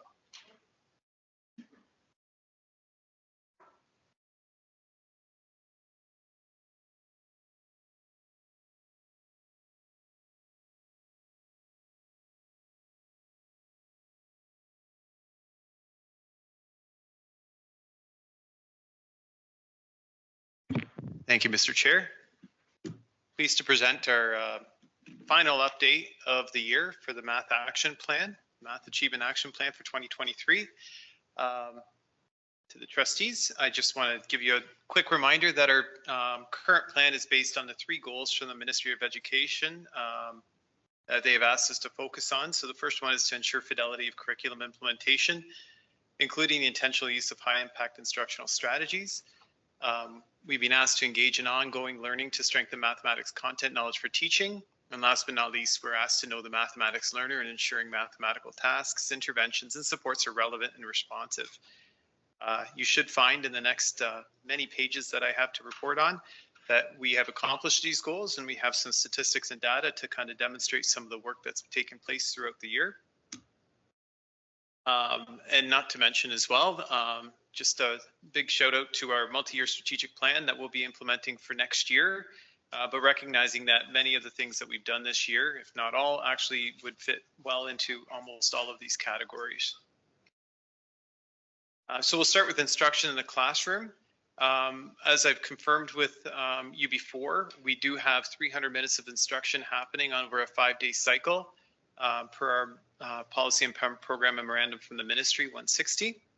And that was confirmed with the principal survey sent out in October of 2023. We've also completed a resource survey. We're happy to report that 481 out of a potential 735 elementary teachers and 30 elementary principals responded. And the purpose of that resource survey was to confirm or to understand more about how teachers in our board are using the resources that we're providing, and to understand more about how we can support the further implementation of those resources, mainly from the perspective of fidelity of implementation with regard to the curriculum. So we'll talk about the first tool that we use is Knowledge Hook. Knowledge Hook comes to us through funding from the government. They gave us a list of potential tools we could use. There's a specific criteria that we're asked to consider as we choose the tool. It should be digital, and it has to be responsive to the child's needs and provide feedback to parents and something that students can do at home. So this met the criteria. It's on the ministry's approved list. And you can see here the number of training sessions and dates that we used in order to leverage this tool. Most specifically, what we enjoy out of Knowledge Hook is the data that we're able to get out of it with respect to how our students are doing and where our specific learning needs are. We have learning tools that do a different job in the classroom with respect to how students can learn the math, and we'll talk about that later. But this tool specifically gives us a keen insight into where our needs are. And we've been leveraging it for a number of different initiatives, and I'll share that in some later slides. But our usage looks quite good. Our ministry targets was 100% in grades 3, 6, 7, 8, and 9. Happy to say we are achieving close to that. We have 1,381 teachers using the Knowledge Hook premium version that we've purchased for the board. Of that, that's representing 31,268 students. We use Knowledge Hook in our collaborative math concept studies to see how our work is doing. So there's 105 intermediate teachers that participated in that and 30 junior teachers. I've also been working carefully with our administrators, and I'll be continuing to do that in weeks to come to kind of demonstrate how they can use the knowledge and information they gain from Knowledge Hook in order to understand where their needs are in their school and potentially do some professional development or ask for some assistance from central office.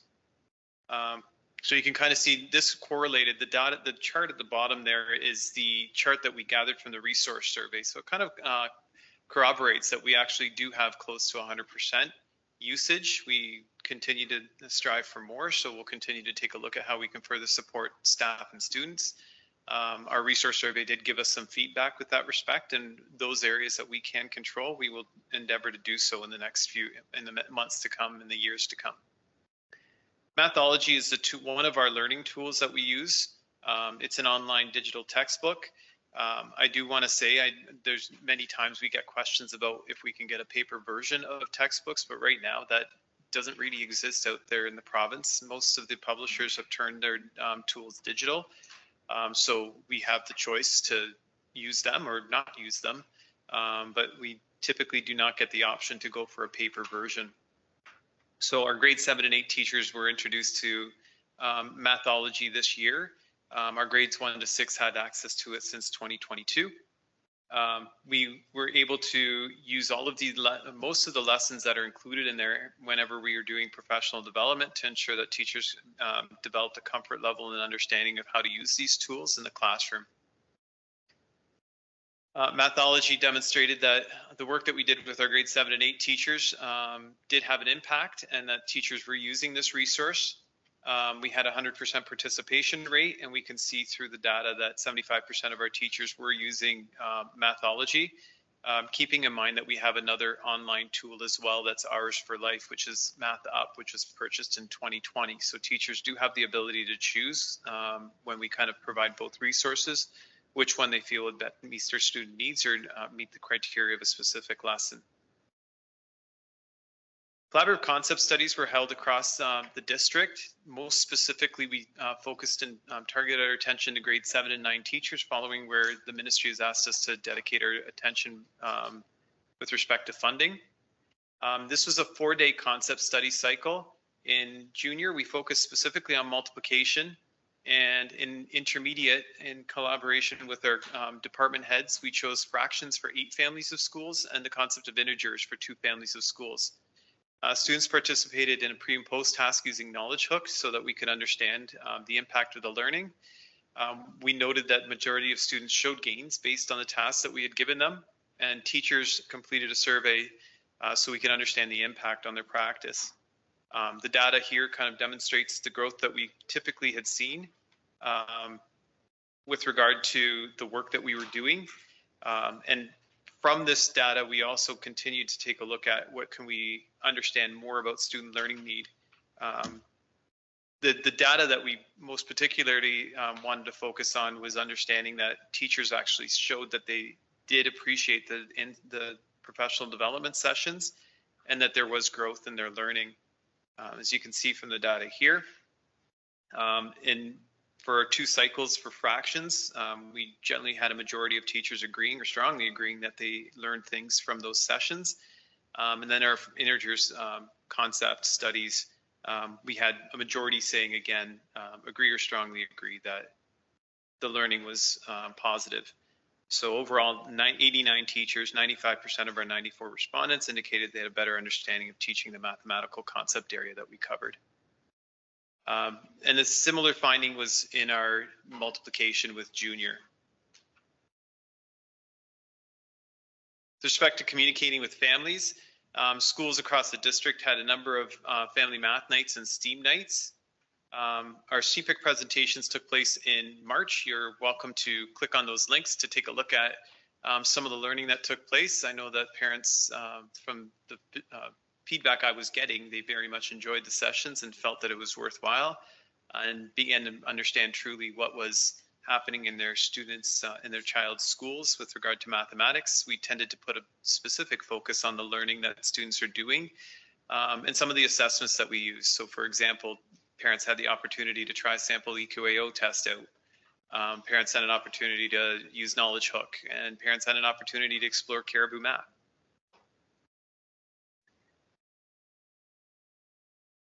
EQAO, we're currently in an EQAO writing window as we speak. This is the big, for grades 3 and 6, this is when they would be writing. They have a window from, I believe, May the 8th to June the 13th. Most schools are currently writing. It's an online assessment. Our grade 9 students will be writing their exams, their EQAO during exam writing time or just before it. Staff had noticed that students' engagement was higher. Staff also noted that there was less disruption to the schedule. There was less pressure on students to finish their EQAO assessment because when they were completing it during the school day, they felt the pressure to get to their next class. They have cumulative exams happening during those weeks too. So to alleviate a lot of the pressures they felt, they tried it in January to do it during the exam writing period and noted that it had a significant impact on the ease of use for students and reduced the pressures that they might have experienced. Individual student results will be sent out to students. I will note and know that next year we currently are compliant with the ministry mandate to include EQAO results. That will be mandated across the province for next year. So part of the work that we also did with our elementary students also included showing grade 6 students some of the feedback we received. Is that a great way to put students' minds at ease is to expose them to the assessment. So this year in May, we had a team participate in 41 schools to kind of work with students to kind of show them, here's what the assessment is, maybe share some best practices, and allow them an opportunity to experiment with the assessment before they actually had to write it for real, which is, as I said, happening right now.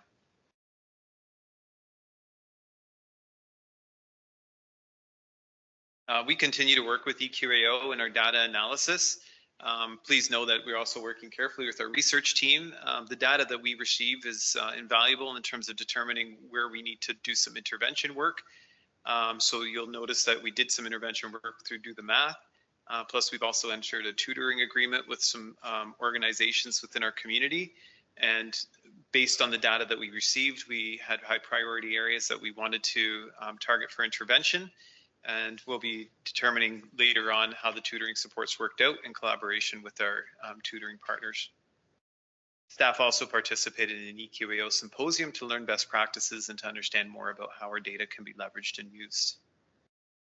Pleased to also say that we had a specific focus on equity this year. You may have heard his name before, just wanted to make sure that I mentioned his name again, so because I think his accomplishments were significant in the area of mathematics, and that's Benjamin Banneker. So students were shared, teachers had lessons shared with them in February and March. We also allowed them to access resources to implement the work.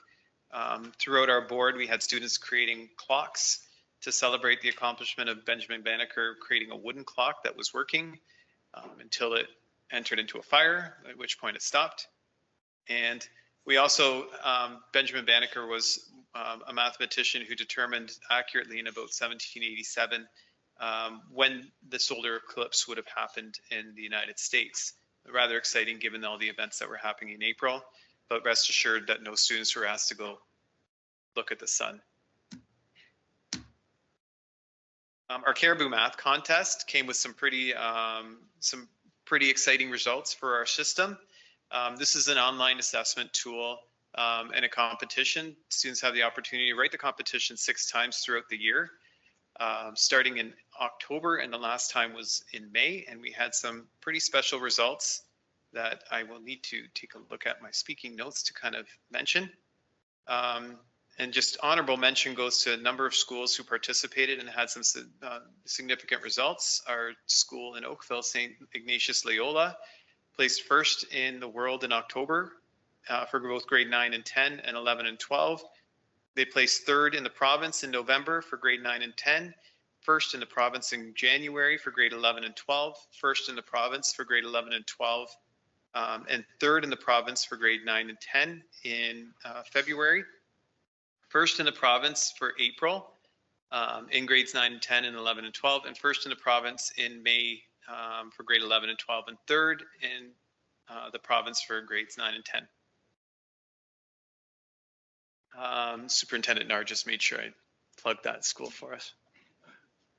But not to be outdone was Holy Trinity. They were first in the province in November for grades 9 and 10 and 11 and 12, second in the province in January for grades 9 and 10, third in the province for grade 11 and 12, and second in the province for grades 9 and 10 in February. An honorable mention also to Notre Dame, second in the province for grades 9 and 10 in November. And also a special mention for Mario Soster. He's the department head of mathematics at Assumption College Secondary School in Burlington. And in September, he was recognized by the Society of Descartes Medalists for his commitment to teaching mathematics. We have an elementary school that did some particularly hard work, Canadian Martyrs. They were 10th in the province in November for grades 5, 6, and 7, 8, 4th in the province for grades 7, 8, and 11th for grade 5, 6 in February, and 10th in the province in April for grades 7 and 8. We had some very special accomplishments by students. Max Pimentel in grade 7 and 8 for St. Andrew's School in Oakville, first in the world. So there's 10,330 participants, and he came in first in the February competition. Mia Zhao, I guess she took a look at Max and said, that's not going to happen by you alone. So in May, Mia came first in the world. Victor Nakoff in May at St. Matthew's School, first in the world for grade 2. And then last but not least, Zhu He at Holy Trinity. And this isn't, he participated in the Caribou Math contest, but I want to particularly mention that we also participate in the Waterloo Math contests, which are highly distinguished across the world and can have a significant impact on how students' eligibility for university.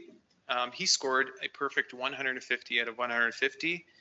He's a student at Holy Trinity School, and that's the Pascal Math Contest.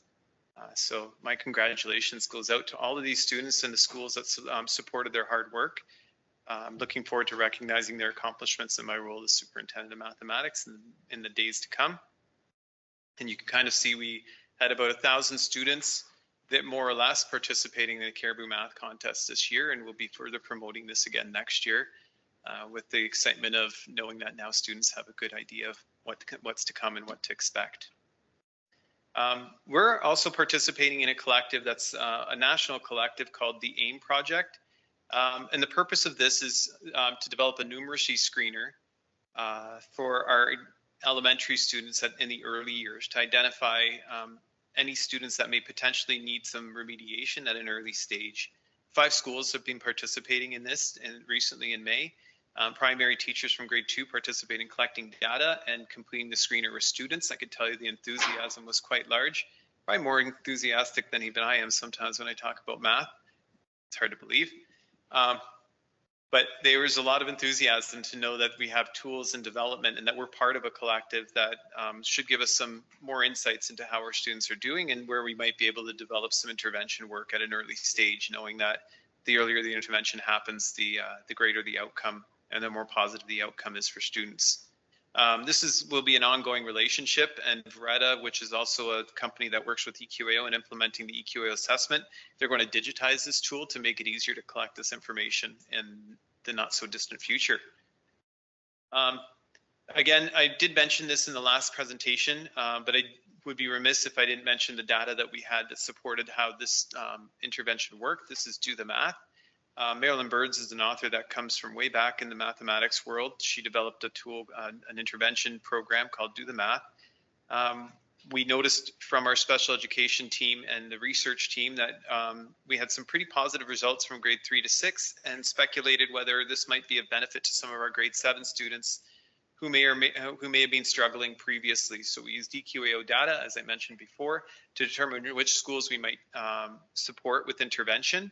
And provided 3 times a week, approximately 40 minutes a day. I can honestly tell you that the great news that came out of this was the intervention time took far less than we anticipated. And the feedback was it was taking about 15 minutes a day instead of the 40 that's recommended by the program. But that doesn't mean that there wasn't great results, which is always a great sign. So we did a pre and post task as designed by the assessment. Our goal was for 80% of the students to demonstrate concept mastery by the end of the program. That means when they're learning about multiplication, do they have a deeper understanding of what multiplication is, how to apply it, and maybe apply some strategies in order to derive known facts or to apply their knowledge into later the mathematics they're using in the classroom. Teacher anecdotal evidence tells us that things were going quite well and that students did have a positive impact.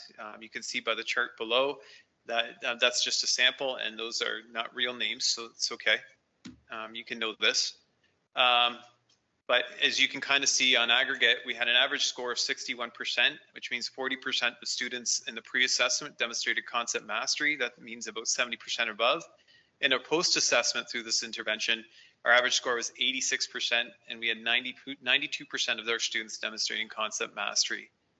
So this is definitely something worth exploring for us in the future. Relative to the supports and the resources that we have in order to implement this work. Thank you very much for your attention to this. Happy to take any questions at this time, Mr. Chair. Thank you, Superintendent Skripek. Trustees, do we have any comments, questions for Superintendent? Trustee McGuire? Thank you, and through you, Chair, I just wanted to thank you for this report and all that you do. As we all know, math is a challenging subject for a lot of students, so all the work that you're doing to make math fun and more engaging for students is really interesting. I also, too, am really excited to see all the Caribou math contests and our success, specifically in the Oakville schools. Yay, go Oakville. But yeah, thank you. Thank you, Trustee McGuire. Trustees, any other questions, comments?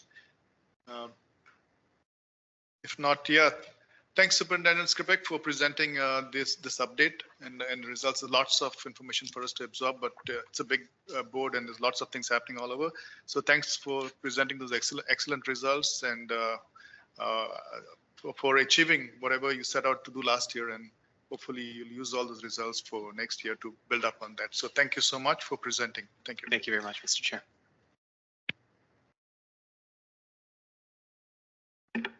We'll now move on to next order of business is miscellaneous information, student trustees report. We do not have a report today. Oxta update 12.2, trustee Ohan Janara. Thank you, through you, Mr. Chair. This is a verbal update. So we came back from the CCSTA conference. There was a lot of great seminars, a very full 3 days of activities. So I'll bring a written report to the board on that. Just to save the date for September the 17th, that is our regional meeting. It'll be hosted by the Toronto Catholic down in Shepherd. So September 17th, I would invite all trustees to sit in. You learn a lot of valuable information from Oxta as well. So I'll bring the written report next meeting. Thank you, trustee Ohan Janara. Trustees, any questions for trustee Ohan Janara on a verbal update? Seeing none, thank you for presenting the update, trustee Ohan Janara. We will now move on to item 12.5, committees of the board assignments. Can we have that up on screen, please?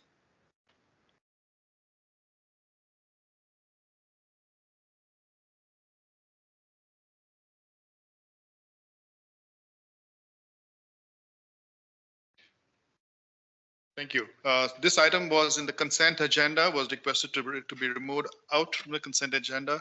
There has been a change in the committee, one of the committees. So anytime there's a change to committees, I would bring this back to the board and let all trustees know of the change. Trustee Murphy, you have requested to remove it out. Yes, Any questions on this? Thank you, and through you, Mr. Chair. I just wanted to draw your attention to the fact that I'm still down as a SEAC alternate. So is it incorrect? Yeah. Okay, we will have that corrected. I'm not sure of that. Okay, but we'll have it corrected and brought back to the board. Thank you for pointing that out. Thank you. Any other further questions on this item? Okay, thanks. We shall now move on to item 12.7. Trustee Carabella had introduced an item 12.7 school time adjustments. Trustee Carabella, we can talk about it. Yeah, sure, go ahead. Okay, thank you, Mr. Chair. Just prepared a few little notes. So there's the new school times that affected 4 of our schools. And when we received the report, last board meeting, the focus was on the bus scheduling and the high enrollment, and then to accommodate, to allow students more choices of subjects. So the information went out to parents, and so they reacted and wrote to trustees, and were also expressing concerns, and also had a good letter from the administration, at least the one school that I'm involved in, very clear on other things that were affected that weren't brought up at the board meeting that I think would interest the other trustees to be able to feel these changes. One was the early lunch periods. Some of in one case, they have a 9:20 a.m. lunch period. So the response to that, I think we should all be aware of. And then how the extracurricular and then the earlier start time. So I'm hoping we can just get clarification on some of the adjustments that are going to take place, that with a lot of work of everyone putting in the new routines, will go smoothly. So I was hoping we could address that. And then I had another in particular, we received a concern, all of us also by email, regarding negative outcomes for academics and mental health with earlier start times of 8 a.m. from the 8:30 a.m. So I just wanted to say, it says here, and that was as detailed below, the American Psychological... Trustee Carabella will not talk about his concerns right now. Okay. There are different avenues to go through those concerns, and we're just talking about your concern, okay, your item. So we'll talk about that for now. Okay, so my concern is just in particular that if we have any input about whether that was looked into, the mental health concerns of starting earlier instead of 8:30, was it discussed? Was it discussed, and what kind of what view was taken on that information? Thank you, Trustee Carabella, for bringing this item up. As usual, we always welcome feedback from our parents. Very important. We are there to serve. However, trustees should know that HSTS has invited all trustees to their last meeting. It was in everybody's calendars. Nobody showed up, so that's one thing. Okay, so the information was out for trustees at least 4 weeks now, so it's nothing new. It was in the last board meeting report. The report, it was there. Nobody asked questions on that. So we are here right now. We have questions from parents. Fine. I'm also aware that we have some open question period today, so we will delve into that a little bit. So I'm also aware that okay, let's not go there, but we'll take things one step at a time.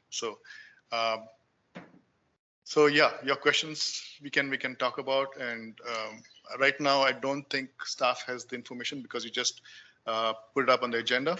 But over a period of time, we'll have the discussion. Director Klein? Yeah, sure. Thank you, Chair, and thank you, Trustee Carabella. I know there were questions that were sent in earlier today by one of the parents, and I think all the trustees would have been CC'd on it. And we've begun to share those with staff as well. There's a lot of moving parts when it comes to this, so I want us to be able to formulate something that's fairly coherent and fairly cogent in its content. Yes, HSTS is part of this, as the chair has noted, but also the context of each of the schools is important as well, not least of which is the decision points where we have schools that are sometimes getting bigger and bigger in terms of number of students, and the decisions made by some schools, not just here, but elsewhere, to go to 5 periods to allow for less traffic jams, literally, in terms of student bodies in the school, and to make things a little more efficient that way. That would have an impact on start and stop times, and also therefore, and that has to be connected with HSTS, and that is also, we're all connected to our co-terminus board as well. So there's a lot of things that are connected with it. Efficiencies are things that are kept in mind. Obviously, health and well-being of students is kept in mind, but these are different variables in terms of a whole series of variables that are in place, and then we have to connect with all the other schools. So it's a little bit of a mobile within a mobile within a mobile that you pull on one, it's going to impact others. So it has to be well thought out. I think it might be worth a report that might give a little more depth to it and do honor and justice to it, rather than at least from my perspective, someone maybe giving some theories or thoughts without us having a chance to really walk through them and think through them. I'll look to a few of the staff members here because I know this does connect to specific schools in some cases. Also does connect to busing. Also it does connect to budget. Also it does connect to the operations of a school and the obligations and the rights of principal of the school to ensure that it's working as smoothly as possible, and not just the rights, but the obligation, the expectation of principal and their staff that they do that, and obviously the oversight that we have here, and obviously listening to parents and listening to trustees in terms of it. So there's a whole series of interconnections.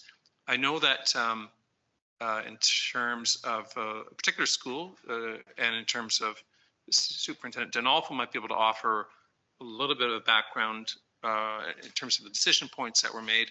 And I know Superintendent Lofts, not to pick on anybody, I might have some thoughts on it as well. But I would offer again, though, that we could, I was going to say easily, but happily create a report for our next meeting. Thank you, Director Klein. Superintendent Lofts wants to comment, or not sure if you want to comment. That's okay. Do you want to comment, Through you, Superintendent? Chair. The decision to go to the 5-period day, which made the day longer, was to accommodate for the increased enrollment at Holy Trinity in particular. So now we're at 1,740 for next year.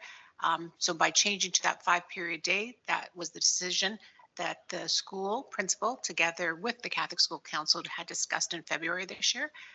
In terms of the start time, Holy Trinity did have the later start time. They had done that years ago, and currently their start time is 8:25.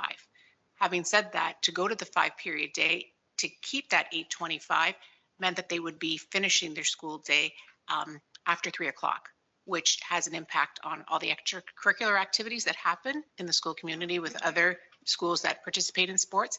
And then it affects the Halton Student Transportation Services because the high school sort of set the starting point of the day for busing across Oakville. So be it for Halton Catholic or Halton District. We have our newest Oakville school opening. Their start time is the latest in the board at 9:20. So there had to be an accommodation for that. And that's where the start time is. So all schools that now have the 5-period day go from 8 to 2:35. So it's not just for one.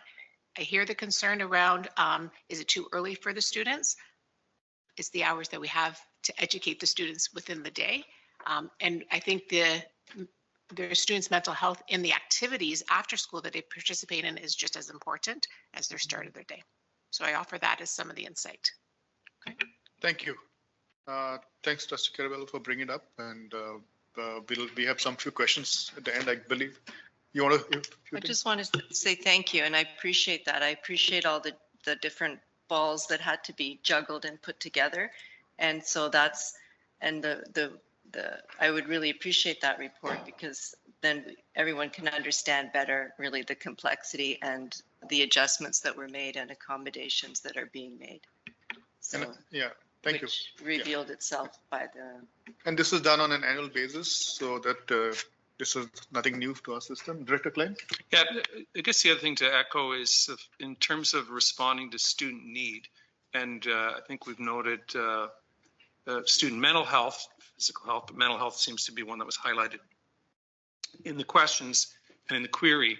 The board itself, along with other boards, has a pretty wide and rich array of strategies and resources with which we can respond to students, whether it's at school level or board level itself, or supports for students and families in terms of community access to supports as well.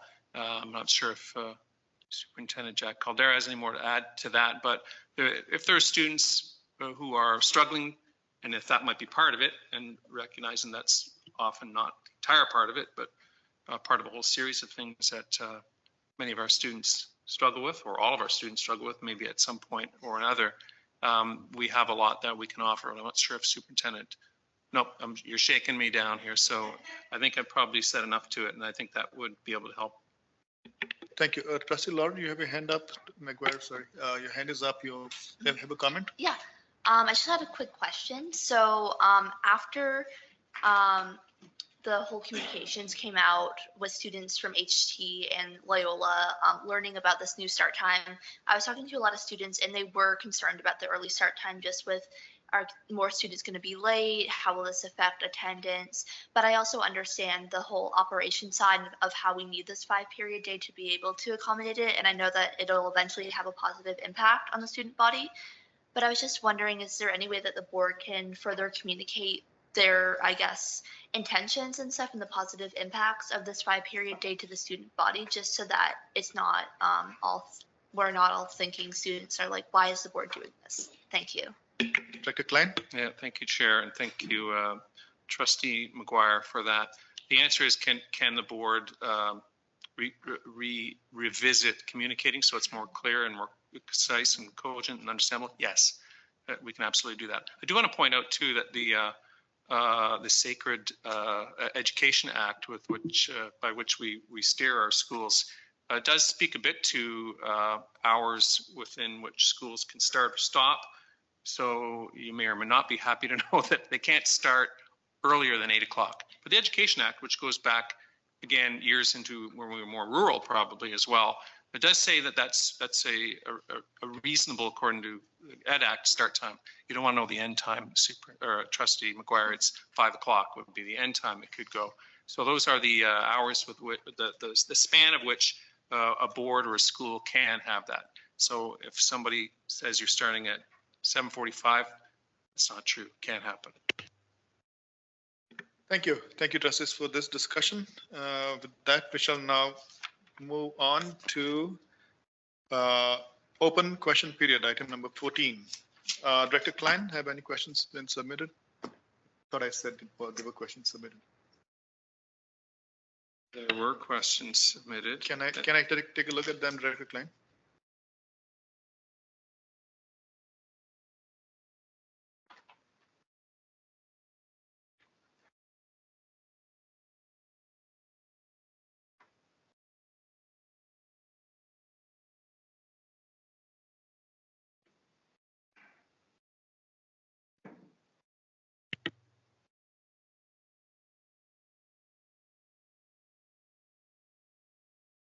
So we have a couple of questions which were sent in just before, sometime before the board meeting. There are 6 questions here. Open question period is for a time of 2 minutes each per questioner.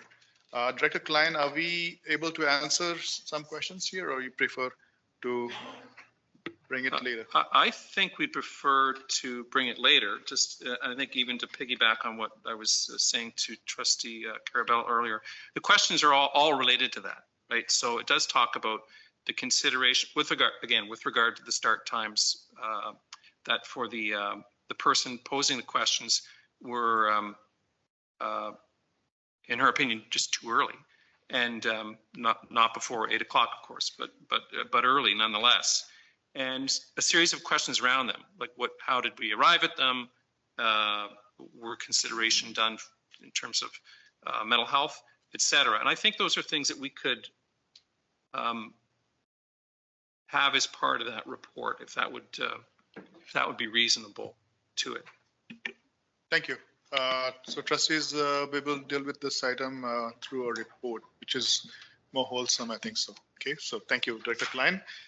With that, we shall now move on to, we have to go back in camera. So may I have a motion to move in camera? Looking for a mover. Moved by Vice Chair Agnew, looking for a seconder. Trustee O'Hearn Chanada, all in favor? Anybody opposed? Seeing none, we shall now be in camera. I'll now ask the all senior staff, except Superintendent Lofts and Superintendent Dinolfo, to stay in camera. We'll take a quick break of about 5 minutes and be reassembled back. Good evening, everyone. We are back from the in-camera session. We are at item number 16, resolution regarding absentees. We are all present today, so we do not have to excuse trustees. We shall now move on to adjournment and closing prayers. May I have a motion to adjourn? Vice Chair Agnew moves, looking for a seconder. Second it. Seconded by Trustee O'Hearn Chanada. All in favor? Anybody opposed? Seeing none, motion carries. Trustee Carabella, could you please lead us in the closing prayer? Thank you. I will, Mr. Chair.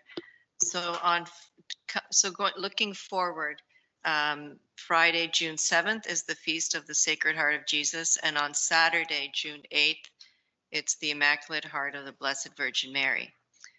The devotion to the Sacred Heart of Jesus especially emphasizes the compassion and long-suffering of the heart of Christ towards humanity.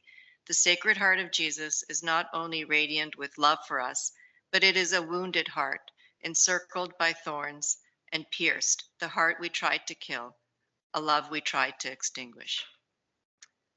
So name the Father, Son, the Holy Spirit. Amen. O Sacred Heart of Jesus, for whom it is impossible not to have compassion on the afflicted, have pity on us, miserable sinners, and grant us the grace we ask of you through the sorrowful and immaculate heart of Mary, your tender mother and ours. And for those of you who wish, you can follow along in your heart to the following consecration to the Sacred Heart of Jesus and Immaculate Heart of Mary, which is a traditional to do. Most Sacred Heart of Jesus, truly present in the Holy Eucharist, we consecrate ourselves, body and soul, to be entirely one with your heart, being sacrificed at every instant on all the altars of the world, and giving praise to the Father, pleading for the kingdom, for the coming of his kingdom. Please receive this humble offering for the glory of the Father and the salvation of souls. Queen of the Most Holy Rosary and tender Mother of all people, we consecrate ourselves to your Immaculate Heart and recommend you to our families, our schools, our country, and the whole human race. Please accept this consecration, dearest Mother, and use it as you wish to accomplish your designs upon the world. O Immaculate Heart of Mary, Queen of heaven and earth, rule over us and teach us how to allow the heart of Jesus to rule and triumph in us and around us as it has ruled and triumphed in you. Amen. Sacred Heart of Jesus, Immaculate Heart of Mary, protect us and pray for us. In the name of the Father, Son, and Holy Spirit. Amen. Thank you, Trustee Carabella. Thank you for a great meeting. Good night.